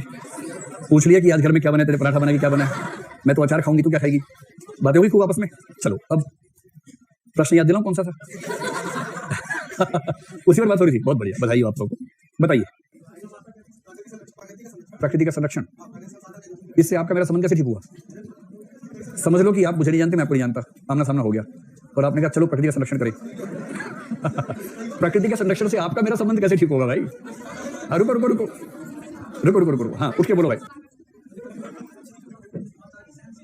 बहुत बढ़िया। एक है सहनशीलता, दूसरा ईमानदारी। चलो इस पर डाउट थोड़ा सा हो रहा है, बैठी बैठी बैठी, बोलो बोलो बताओ। हाँ ठीक बात है, स्वतंत्रता, हमारी स्वतंत्रता स्वच्छंदता न बन जाए, ये ध्यान रखना चाहिए। एकदम बढ़िया बढ़िया जी, बोलिए, उठ के बोल दो ना। अपनी निजता की सुरक्षा, ठीक है, म्यूचुअल बेनिफिट, ठीक है। कुल मिला के 3-4 डायलॉग मार देने हैं। जैसे एक डायलॉग इधर से आ गया है, एक दो मार लेते हैं। एक डायलॉग क्या हो सकता है? दूसरों के प्रति वही व्यवहार करना जैसी अपेक्षा हम उनसे करते हैं, डायलॉग हो गया। और ये सबसे बेसिक प्रिंसिपल है।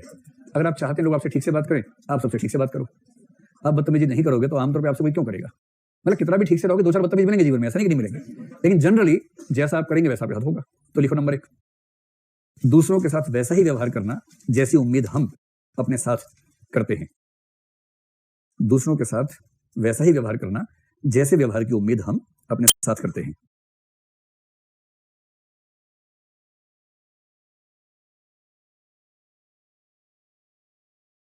दूसरा जो इधर से आया था ना, उसी को बना लेते हैं। अपनी स्वतंत्रता का सम्मान करना, अपनी स्वतंत्रता का सम्मान करना, किंतु यह ध्यान रखना कि वह दूसरों के लिए परतंत्रता न बन जाए। किंतु यह ध्यान रखना कि वह दूसरों के लिए परतंत्रता न बन जाए।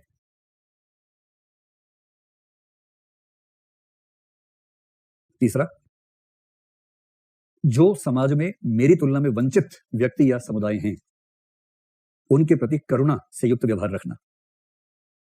जो समाज में मेरी तुलना में वंचित व्यक्ति या समुदाय हैं, उनके प्रति करुणा से युक्त व्यवहार करना। चौथा, जिनका धर्म, मत या विश्वास मुझसे अलग है, जिनका धर्म, मत या विश्वास मुझसे अलग है, उनके प्रति सहिष्णु और लचीला रहना। उनके प्रति सहिष्णु और लचीला रहना।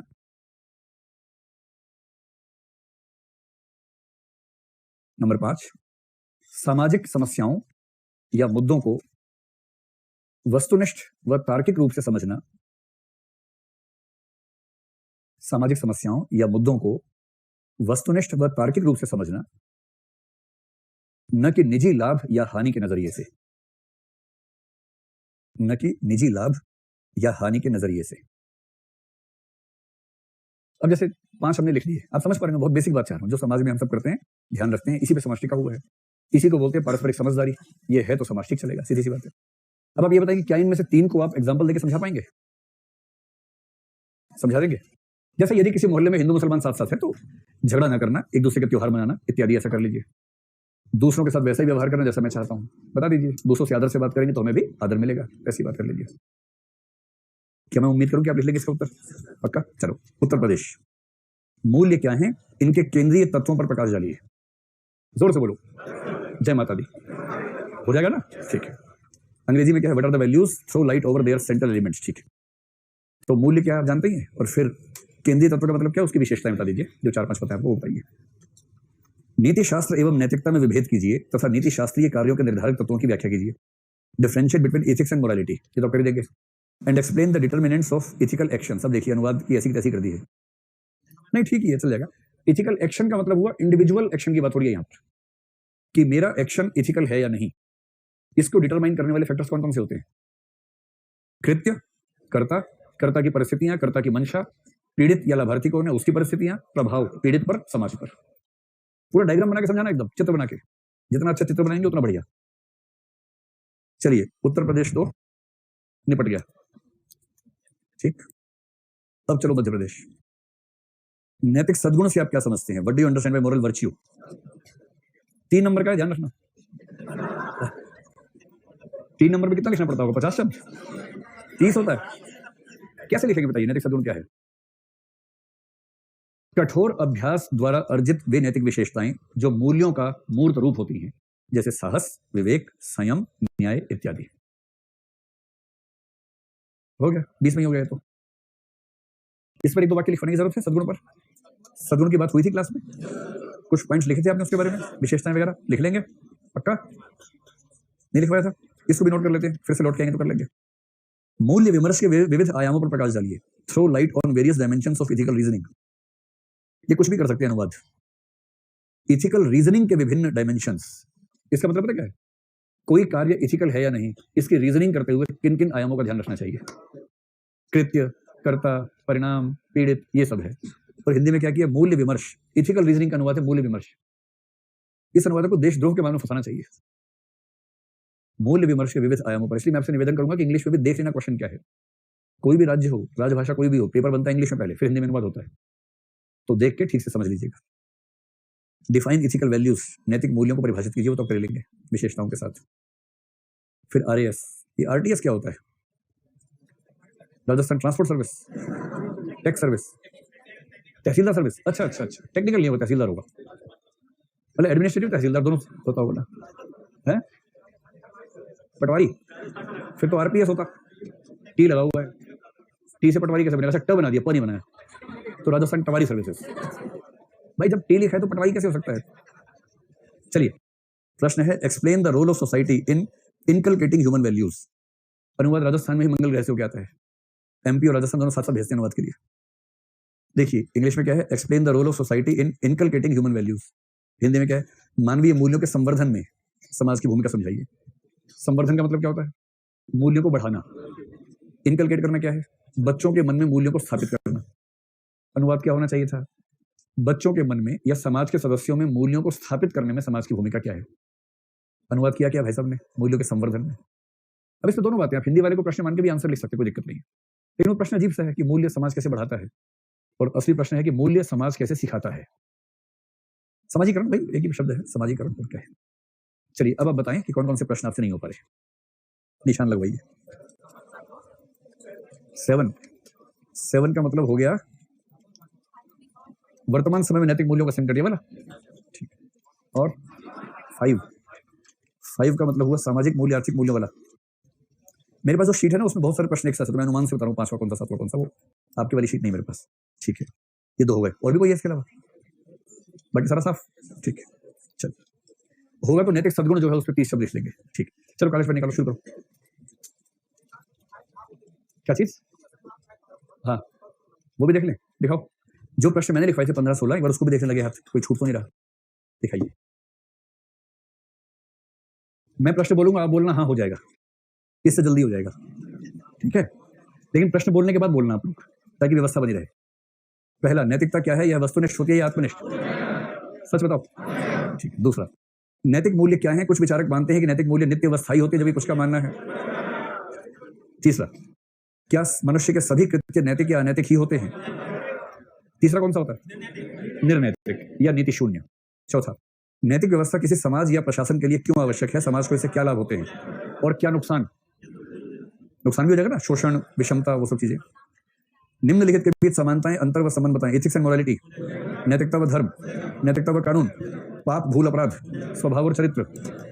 ऐसी तरह पूछेगा नहीं कोई, हम तो बहुत बेस में जाके बात कर रहे हैं। किसी समाज में नैतिक मूल्यों का निर्धारण किन कारकों के आधार पर होता है? किन कारकों के आधार पर सामाजिक नैतिकताएं परिवर्तित होती है? दोनों का एक ही उत्तर है, भौगोलिक से होता है, भूगोल बदलेगा तो बदलाव हो जाएगा। अच्छा हाँ हो जाएगा ना, हाँ ठीक है हो जाएगा। 7वां, किसी व्यक्ति द्वारा किया गया कोई कृत्य नैतिक है या नहीं, इसका निर्णय किन आधारों पर किया जा सकता है? स्पष्ट करें। वही कर्ता, कृत्य, वही सब चीजें। 8वां, किसी व्यक्ति के भीतर नैतिक मूल्य विकसित करने में निम्नलिखित संस्थाओं की क्या भूमिका है? 9वां, ऐसा क्यों होता है कि एक ही समाज के विभिन्न व्यक्तियों में न केवल नैतिक मूल्य भिन्न भिन्न पाए जाते हैं, अपितु मूल्यों के प्रति उनकी प्रतिबद्धता का स्तर भी अलग अलग होता है? स्पष्ट कीजिए। आप लोग मजाक समझ रहे हैं, ये नहीं हो पाएगा आपसे, ये नहीं हो पाएगा, बिना बात के हो जाएगा मत करो। ध्यान से देखो प्रश्न को, पहले देखो पंखा हिल रहा है अभी भी, देखो भूत है इधर ही है, और भूत अपने नीचे वाले पे हमला करता है, जो एकदम नीचे बैठा होता है उसी पे करता है। भूत के साथ ही खास बात मानी जाती है, 90 के एंगल पे आता है सीधा। चलिए 10वां, किस समाज सुधारक या प्रशासक या नेता को आप नैतिक रूप से अपना आदर्श मानते हैं? महात्मा गांधी, राहुल गांधी नहीं, महात्मा गांधी।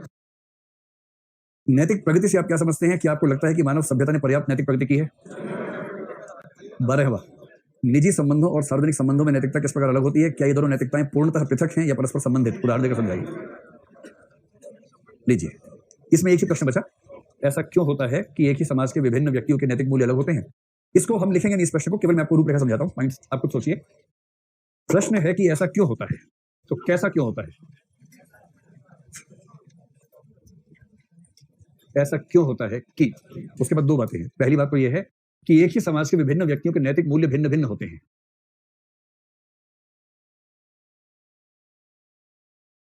यानी ऐसा क्यों होता है कि एक ही समाज में कोई शाकाहार का समर्थक है, कोई मांसाहार का समर्थक है, कोई हिंसा का पुजारी है, कोई अहिंसा का पुजारी है, कोई कहता है कि भारत को पाकिस्तान पे हमला कर देना चाहिए, कोई कहता है कि नहीं शांति से रहना चाहिए, कोई कहता है धर्मनिरपेक्षता अच्छा मूल्य है, कोई कहता है कि ना इसी ने बर्बाद किया हिंदुस्तान को, हिंदू राष्ट्र होना चाहिए था।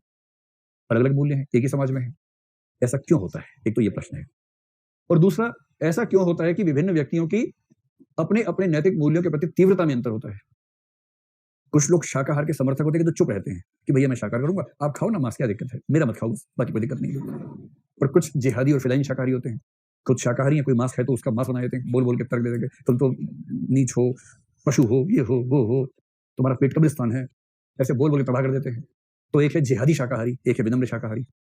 कुछ है जिहादी मांसाहारी, शाकाहारी को बोलते हैं घास फूस खा लो, गधा भी घास खाता है, बैल भी घास खाता है, तू भी घास खाता है, ले खा ले, ये जिहादी मांसाहारी है। कुछ लोग क्या बोलते हैं, अरे भाई साहब अपनी चॉइस है, मैं मुर्गा खाता हूँ, आप सब्जी खाते हैं, इसमें क्या फर्क पड़ता है, आप सब्जी खाइए, मैं मुर्गा खा रहा हूँ, मेरी सब्जी यही है। तो झगड़ा नहीं करते। तो तीव्रता का अंतर है। कुछ देशभक्ति के नाम पर रात दिन तनाव में रहते हैं, कैसे पाकिस्तान पे हमला कर दूं, काश में बम होता, पाकिस्तान में गिर जाता। और कुछ देशभक्त के मन में हाँ ठीक है, बढ़िया देश आगे चल रहा है, बढ़िया बढ़िया सेंसेक्स हो गया, हाँ बढ़िया देश आगे बढ़ रहा है, ठीक है, कौन सा देश के लिए एक टाइम पे खाना मतलब इतना नहीं यार, खाना खाने दो उसके बाद देश के बारे में बात करेंगे। इस तरह के होते हैं। ये अंतर किस चीज का, इंटेंसिटी का अंतर है। तो जल्दी से बताओ कि नैतिक मूल्य भिन्न क्यों होते हैं? क्योंकि हमारे समुदाय अलग अलग होते हैं। एक बच्चा एक खास समुदाय में है, दूसरा किसी और समुदाय में पैदा हुआ है, इस वजह से नैतिक मूल्यों का अंतर हो जाएगा। समुदाय जैसे ही मसला हो जाएगा, परिवारों के मूल्य भी अलग अलग हैं। फिर वो कौन से स्कूल में गए, बाद में कौन से कॉलेज में गए, इससे अंतर आ जाता है। एक गया शिशु मंदिर में, एक गया मदरसे में, एक गया मिशनरी स्कूल में, चौथा गया वामपंथी स्कूल में। वामपंथी स्कूल वाला 4 साल की उम्र से करे आत्मा नहीं होती है, भगवान नहीं होता है, झूठ बोलते हो, है तोतला, लेकिन बोल रहे ऐसी बात, क्योंकि वही सीखा स्कूल में, उसमें क्या करे बेचारा। छोटे बच्चों के नैतिक मूल्य वही है जो उसको सिखाया जाता है, उसका अपना क्या है। और इसके बाद ये भी उसका पीयर ग्रुप कैसा बन गया, समाज में उसकी इंटरेक्शन किन समूहों से ज्यादा हुई, कितनी कितनी हुई, वही सब बातें कुल मिला के सार क्या निकला। इसका परिणाम होता है कि इसमें एक चीज ये भी है कि उसकी अंतरक्रिया, जैसे कॉलेज का प्रसंग है ना, जेएनयू याद कीजिए, केवल समरूपी व्यक्तियों और समुदायों से उसकी इंटरेक्शन हुई या विविध इंटरेक्शन ज्यादा हुई, उसके जीवन में डाइवर्सिटी का स्कोप कितना है। और जिसके जीवन में डाइवर्सिटी ज्यादा है उसके मूल्य हमेशा ज्यादा लचीले होंगे, सीधी सी बात है। स्पष्ट है? उत्तर का पहला हिस्सा ये हो गया। दूसरा हिस्सा है कि विभिन्न व्यक्तियों में नैतिक मूल्यों की तीव्रता में अंतर क्यों होता है। कुछ लोग जिहादी किस्म के होते हैं, कुछ जिहादी नहीं होते हैं। इसकी वजह क्या होती है? क्या हम ये मान लें कि घुमा फिरा के इसकी वजह भी यहीं से निकलेगी? इसकी वजह भी अंततः माहौल ही है, समाजीकरण ही है, माहौल या वातावरण। और थोड़ा सा इंडिविजुअल एलिमेंट भी होता है, उस चीज में कितनी रुचि उस व्यक्ति की हो गई, कितनी तरफ से ब्रेन वॉश किया गया, और कितना उसका अपना व्यक्तित्व ऐसा था। आमतौर पर माना जाता है, आप नंबर 2 पे लिखिए व्यक्तित्व की विशेषताएं। व्यक्तित्व क्या क्या चीज है, कल हम समझना शुरू करेंगे उस चीज को, उससे आपको पॉइंट समझ में आ जाएगा। आपको अजीब सा लगेगा, कुछ ऐसे ऐसे तथ्य हैं। अच्छा, मैं आपसे एक अजीब सा सवाल पूछता हूँ, बहुत ही बेकार सा सवाल, आप मुझे बताएं कि आपकी राय क्या है। 2-3 सवाल है ना। पहला ये कि अगर हम देखिए, मुझे मतलब मैं विश्वविद्यालय का नाम बोलूंगा, मुझे किसी से विशेष मोहब्बत या अलगाव नहीं है, ठीक है, मैं केवल समझना चाह रहा हूं कि समाज को समझने के पैरामीटर्स क्या हो सकते हैं, ठीक है। तो भारत के कुछ अच्छे विश्वविद्यालयों में किसको आप शामिल करेंगे? एक तो जेएनयू को तो मैं शामिल करके मानूंगा, चाहे कुछ भी हो जाए, ठीक है। डीयू को कर लेते हैं, और एएमयू को भी कर लें, अलीगढ़ मुस्लिम विश्वविद्यालय को कर सकते हैं, और बीएचयू को कर सकते हैं। चलिए, इलाहाबाद यूनिवर्सिटी को, ठीक है, इलाहाबाद यूनिवर्सिटी भी कर लिया, चलो हो गया, हाँ सारे हो गए, ठीक है। 3 विश्वविद्यालय मान के चल रहे हैं, जेएनयू, बीएचयू, एएमयू। आपको जिस प्रश्न का उत्तर देना है वो ये है क्या प्रश्न है? मैंने तो पूछा ही नहीं अभी, सुन तो लो पहले। इतनी जल्दबाजी क्यों रहती है आप लोगों को? प्रश्न तो सुनो।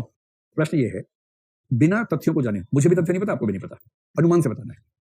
अगर जेएनयू के सारे विद्यार्थियों को, बीएचयू के सारे विद्यार्थी, एएमयू के सारे विद्यार्थी, इन तीनों को अलग अलग बिठा के इंटेलिजेंस का, बुद्धिमत्ता का टेस्ट लिया जाए, तो आईक्यू के मामले में औसत आईक्यू किस विश्वविद्यालय का सबसे अच्छा होगा, किसका नंबर 1 पे होगा, किसका नंबर 2, किसका नंबर 3 पे होगा? सवाल ये है। आपकी राय में नंबर 1 पर किसका होगा? जेएनयू। आप सहमत हैं, इसमें सहमत नहीं है? कितने लोग असहमत है इस बात से? ऐसे 2-3 लोग हैं। आपकी राय में कौन नंबर 1 पे होगा? AMU, BHU? अच्छा ठीक है, आपकी राय में?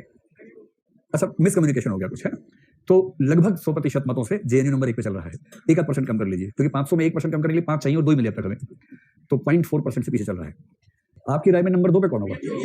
कितने लोग मानते हैं बीएचयू नंबर 2 पे होगा, और कितने लोग मानते हैं एएमयू नंबर 2 पे होगा? तो बीएचयू के पक्ष में ज्यादा, सबसे ज्यादा तो वो जो कुछ नहीं मानते, उनकी बात छोड़ देते हैं।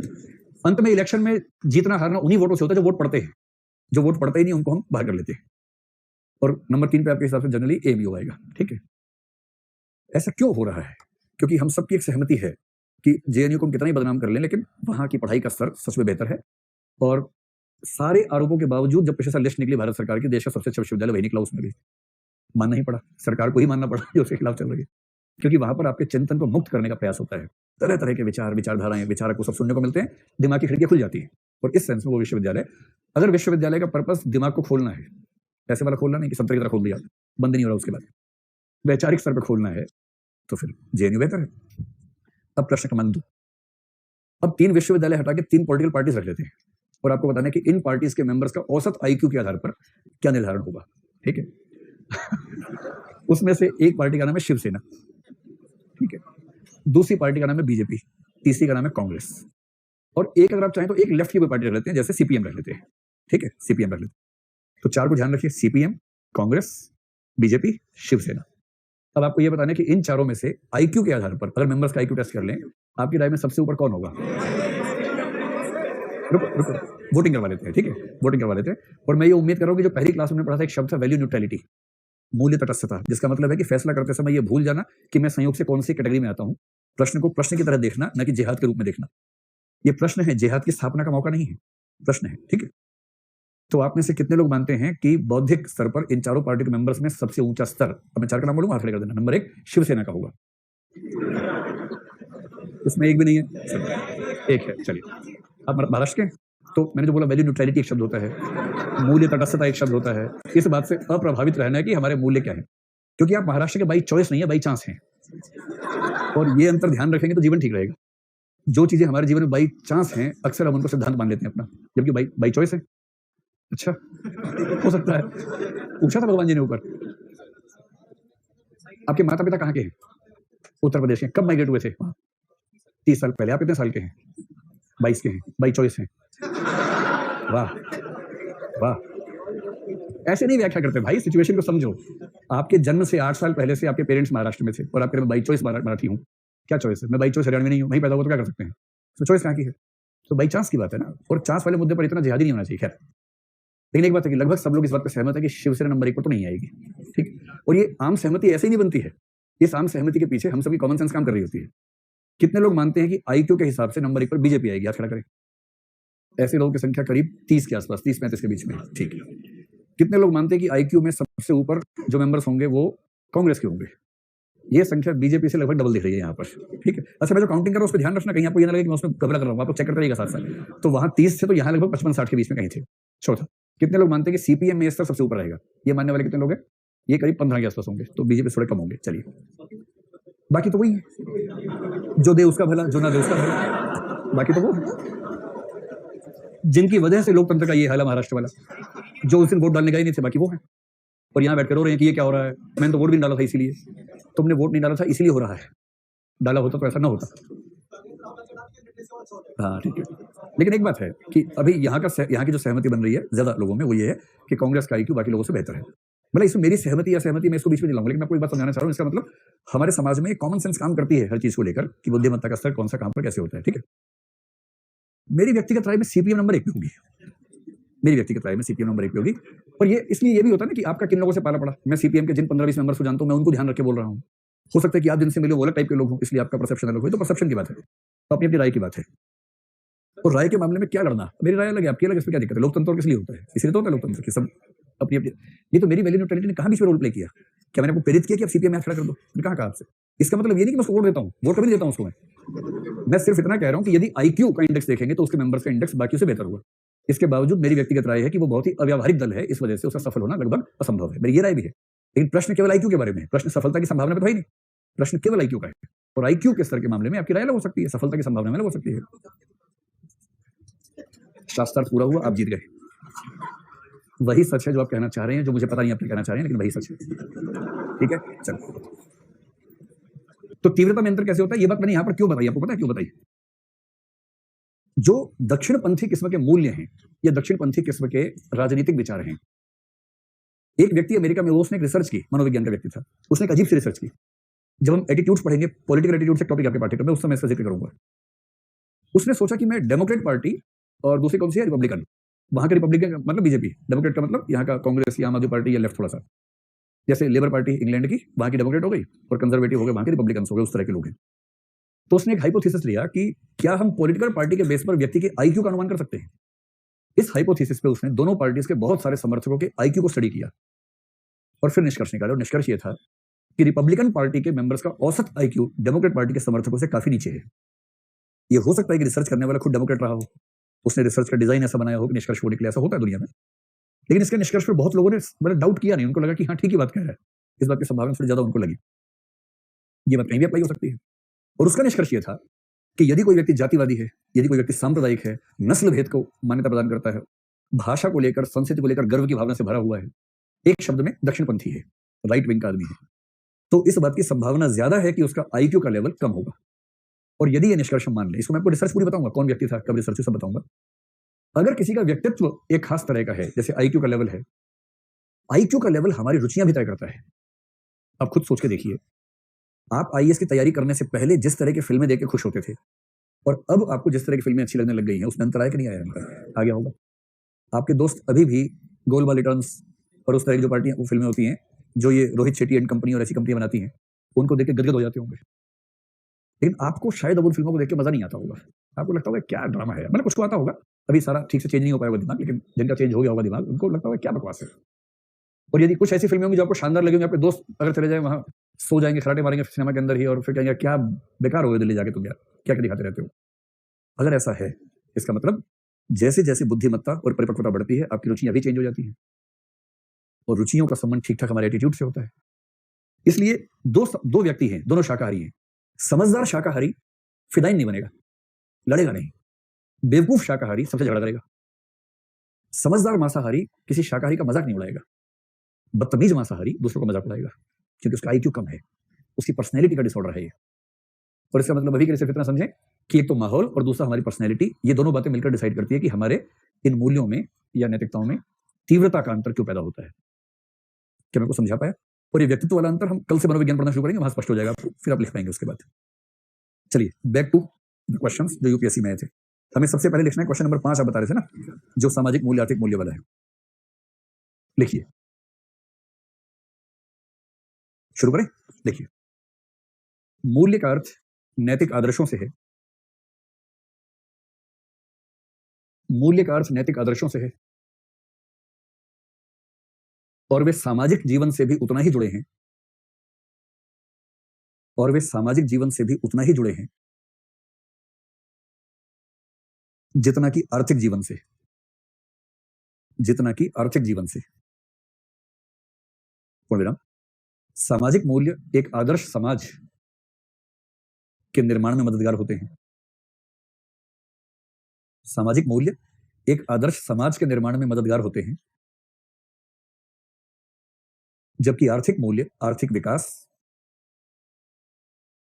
को गति देने में, जबकि आर्थिक मूल्य आर्थिक विकास को गति देने में बड़ी भूमिका निभाते हैं।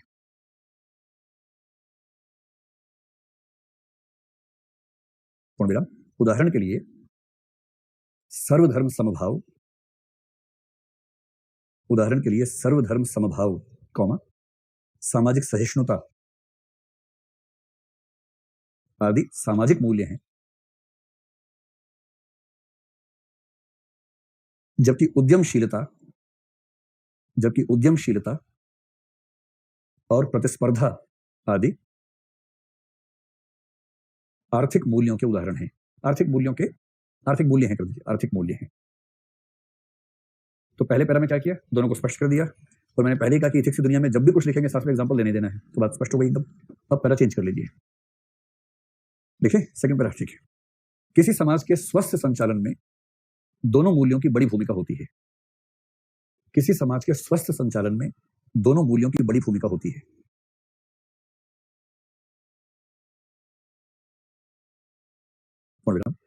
आर्थिक मूल्यों से विकास होता है, आर्थिक मूल्यों से विकास होता है, और समाज में समृद्धि होने पर, और समाज में समृद्धि होने पर शांति व भाईचारा बने रहने की संभावना बढ़ती है।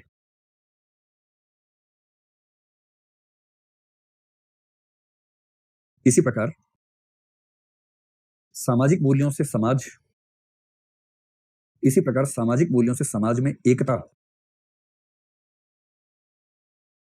व लचीलापन पैदा होता है,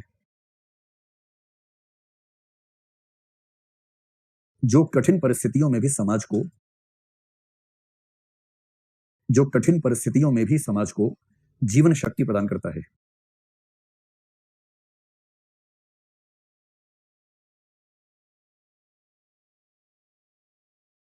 विराम, पैरा चेंज कीजिए। विचारकों में मतभेद है कि इनमें से ज्यादा महत्वपूर्ण मूल्य कौन से हैं।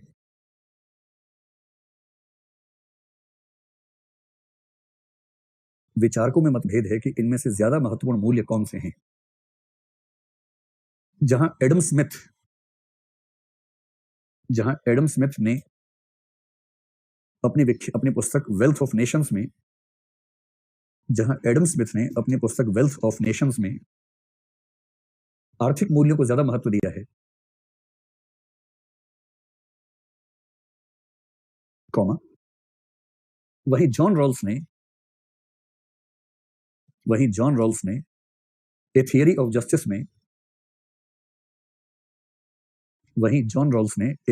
जस्टिस में सामाजिक मूल्यों को प्राधान्यता दी है।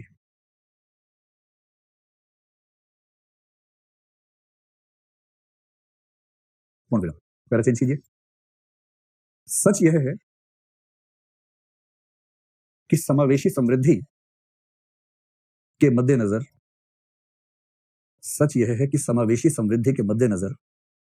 सामाजिक मूल्यों को प्राथमिकता दी जानी चाहिए।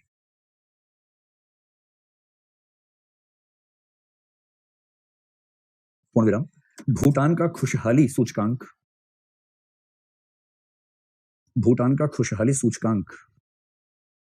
कॉमा, क्यूबा की सामाजिक समरसता और हंगरी, वो शहर कौन से देश में आता है? बुडापेस्ट।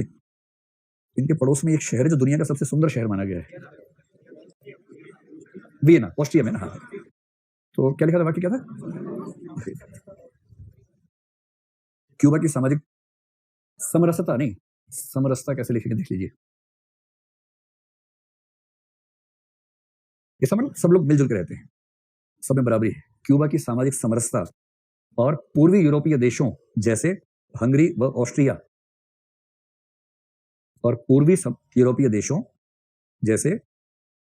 व ऑस्ट्रिया में उपलब्ध सामाजिक सुरक्षाएं इस बात का प्रमाण है कि कम समृद्धि के बावजूद समाज खुशहाल रह सकता है।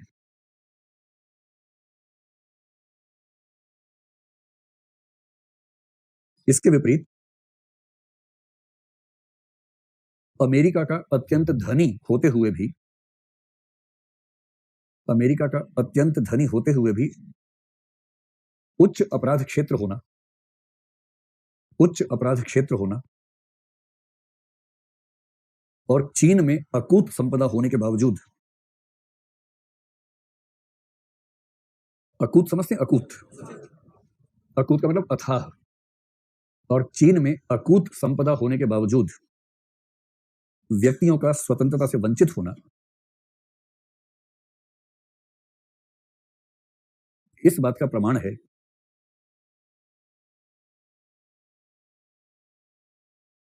कि बिना सामाजिक मूल्यों की आर्थिक सफलता बहुत उपयोगी नहीं होती।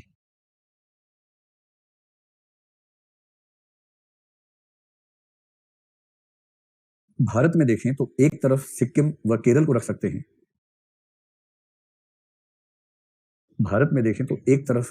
गोवा और केरल को रख सकते हैं।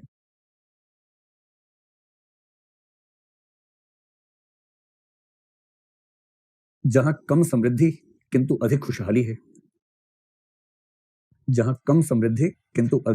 है,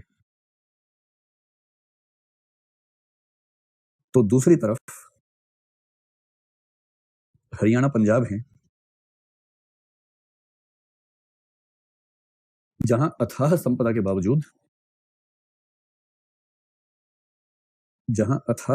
बावजूद स्त्री सुरक्षा और नशाहीन समाज उपलब्ध नहीं है। शब्द मेरे ख्याल से ज्यादा हो गए थोड़े से, लेकिन मैं इसके बाद 2 लाइन और 4 लिखवाना। लास्ट पैरा लिखिए। सर्वश्रेष्ठ स्थिति वह है जिसमें सामाजिक व आर्थिक मूल्यों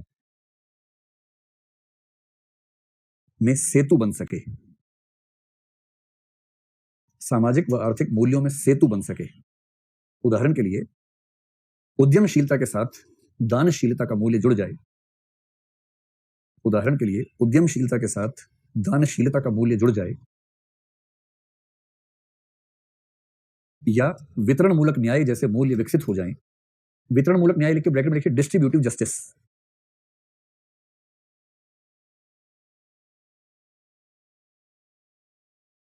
डिस्ट्रीब्यूटिव जस्टिस या वितरण मूलक न्याय ब्रैकेट में डिस्ट्रीब्यूटिव जस्टिस जैसे मूल्य विकसित हो जाएं तो समावेशी समृद्धि स्वतः सुनिश्चित हो जाती है।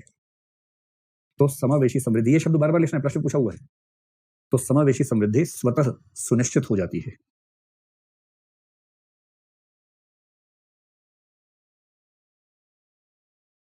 क्या आप आज की क्लास में ये समझ पा रहे हैं कि उत्तर किस तरह का लिखना है? बेसिक आज की क्लास का एक ही पर्पज है कि परीक्षा में जो लिख के आने उसका सार समझ में आ जाए, प्रारूप समझ में आ जाए। अब आइए क्वेश्चन नंबर 7 है, नैतिक मूल्यों का संकट सदजीवन। लिखिए,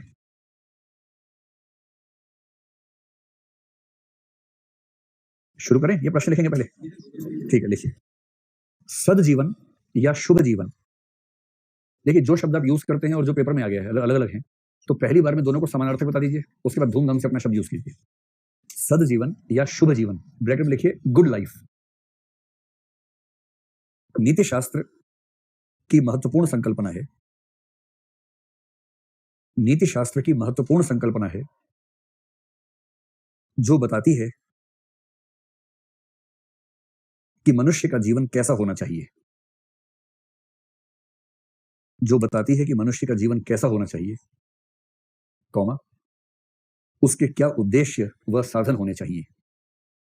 आपको ध्यान है, इथिक्स हमने जब फिलोसफी वाला पढ़ा था, मैंने कहा दो ही चीजें हैं, जीवन का उद्देश्य क्या है, साधन क्या है, ये वही चीज है। नीति मीमांसा वही, बाकी छूट गया कुछ, दिखाओ जरा, पढ़ देते हैं, डरो मत, कुछ बोलूंगा नहीं, गलत होगा थोड़ी। जो बताती है कि मनुष्य का जीवन कैसा होना चाहिए, इसमें सेमीकोलन लगा लीजिए, ऊपर बिंदु नीचे कॉमा, उसके क्या उद्देश्य और साधन होने चाहिए, क्वेश्चन मार्क। कौन मिला? जहां चारवाक और अरिस्टिपस जैसे सुखवादी, जहां चारवाक और अरिस्टिपस, ये है अरिस्टिपस जैसे सुखवादी मानते हैं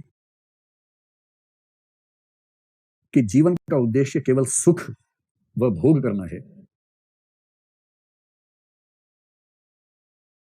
जीवन का उद्देश्य केवल सुख व भोग करना है, सेमीकोलन, वहीं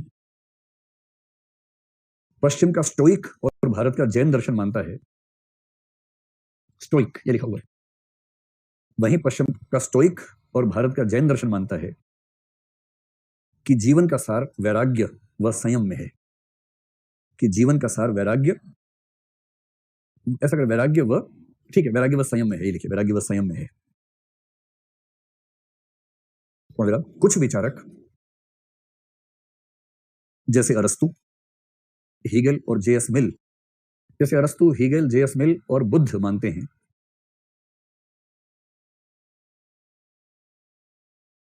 बुद्ध मानते हैं कि शुभ जीवन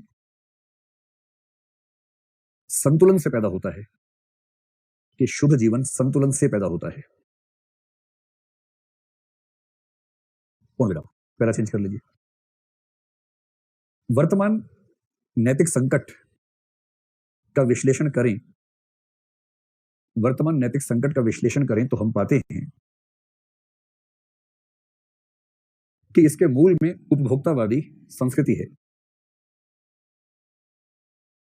इसके मूल में उपभोक्तावादी संस्कृति है जो व्यक्ति को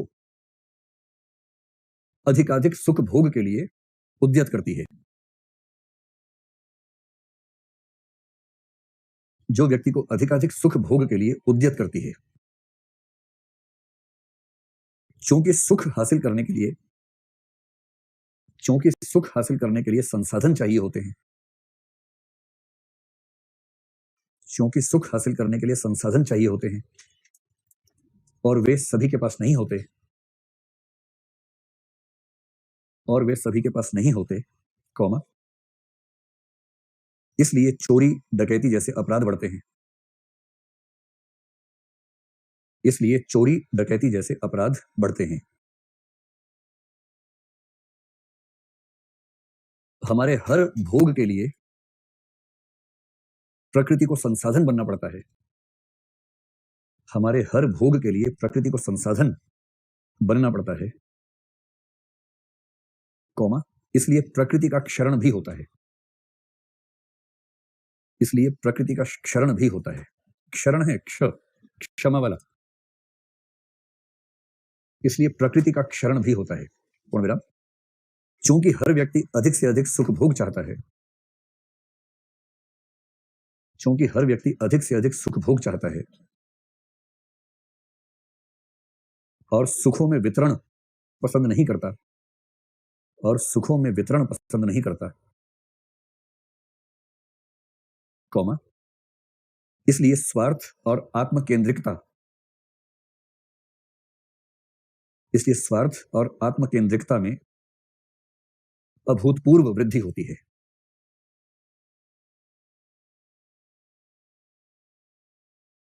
पूर्ण विराम। पैरा चेंज कीजिए।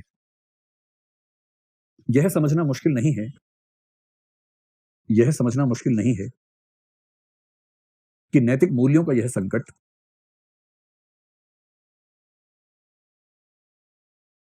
इसी गलतफहमी पर टिका है, इसी गलतफहमी पर टिका है कि सुख भोग से भरा जीवन ही आदर्श जीवन होता है, कि सुख भोग से भरा जीवन ही आदर्श जीवन होता है।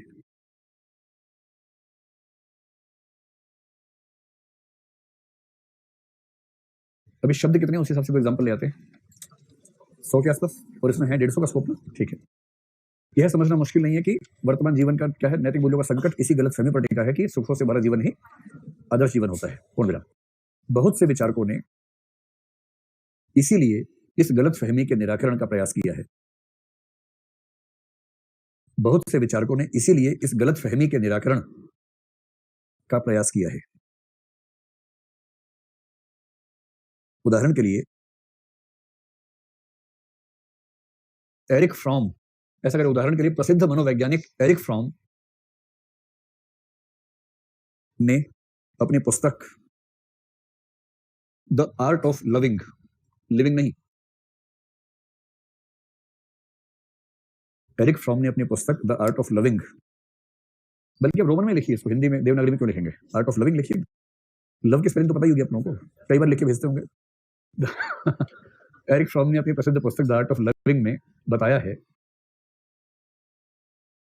कि जीवन में सबसे बड़ा सुख दूसरों की मदद करने में है, न कि संग्रह करने में। जीवन का सबसे बड़ा सुख दूसरों की मदद करने में है, न कि संग्रह करने में। महात्मा बुद्ध ने सुखों के लालची मनुष्य को, महात्मा बुद्ध ने सुखों के लालची मनुष्य को उस चींटे के समान बताया है। चींटा समझते हैं, चींटी का पति नहीं। बुद्ध ने क्या है, सुखों के लालची मनुष्य को उस चींटे के समान बताया है जो गुड़ से चिपट जाता है और टुकड़े टुकड़े होकर बाहर निकलता है, जो गुड़ से चिपक जाता है और टुकड़े टुकड़े होकर बाहर निकलता है। ऐसा सीन देखा आपने कभी? किया ही होगा अपने हाथ से, और टुकड़े टुकड़े होकर बाहर निकलता है।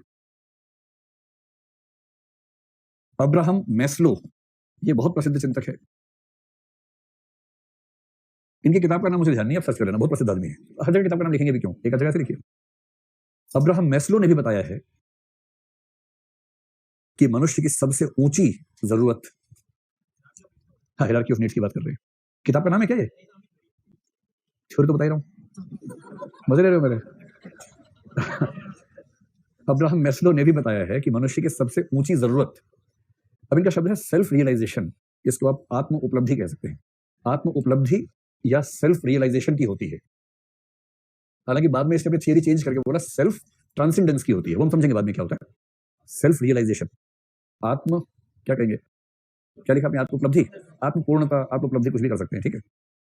जीवन की सबसे ऊंची जरूरत आत्म पूर्णता या आत्म उपलब्धि, सेल्फ रियलाइजेशन की होती है, जिसका संबंध सुखों से नहीं है, जिसका संबंध सुखों से नहीं, हाँ, सुखों से नहीं है, बस। अब निष्कर्ष में एक लाइन लिखिए। स्पष्ट है कि आज का नैतिक संकट सद जीवन की संकीर्ण धारणा से जुड़ा है। स्पष्ट है कि आज का नैतिक संकट सद जीवन की संकीर्ण धारणा से जुड़ा है। नीति शास्त्रियों और विद्वानों का दायित्व है कि सदजीवन की सही धारणा से समाज को परिचित कराएं। नीति शास्त्रियों व विद्वानों का दायित्व है कि सदजीवन की सही धारणा से समाज को परिचित कराएं।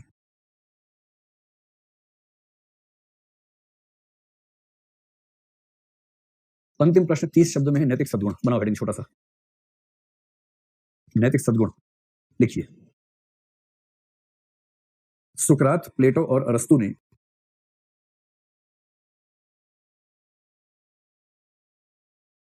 माना है कि जब कोई व्यक्ति कठोर अभ्यास के द्वारा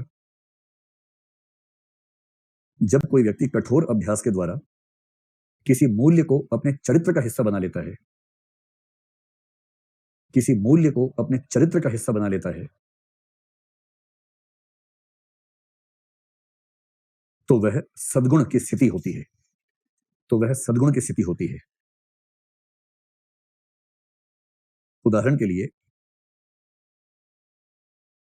बार बार भय की स्थितियों का सामना करने से साहस का सद्गुण विकसित होता है। उदाहरण के लिए, बार बार भय की स्थितियों का सामना करने से साहस का सद्गुण विकसित होता है। न्याय, विवेक और संयम अन्य महत्वपूर्ण सद्गुण हैं। न्याय, विवेक और संयम अन्य महत्वपूर्ण सद्गुण हैं। शब्द 30-40 ही होंगे, है ना? तो जब संक्षेप में लिखा तो ऐसे लिख दीजिए। जाइए।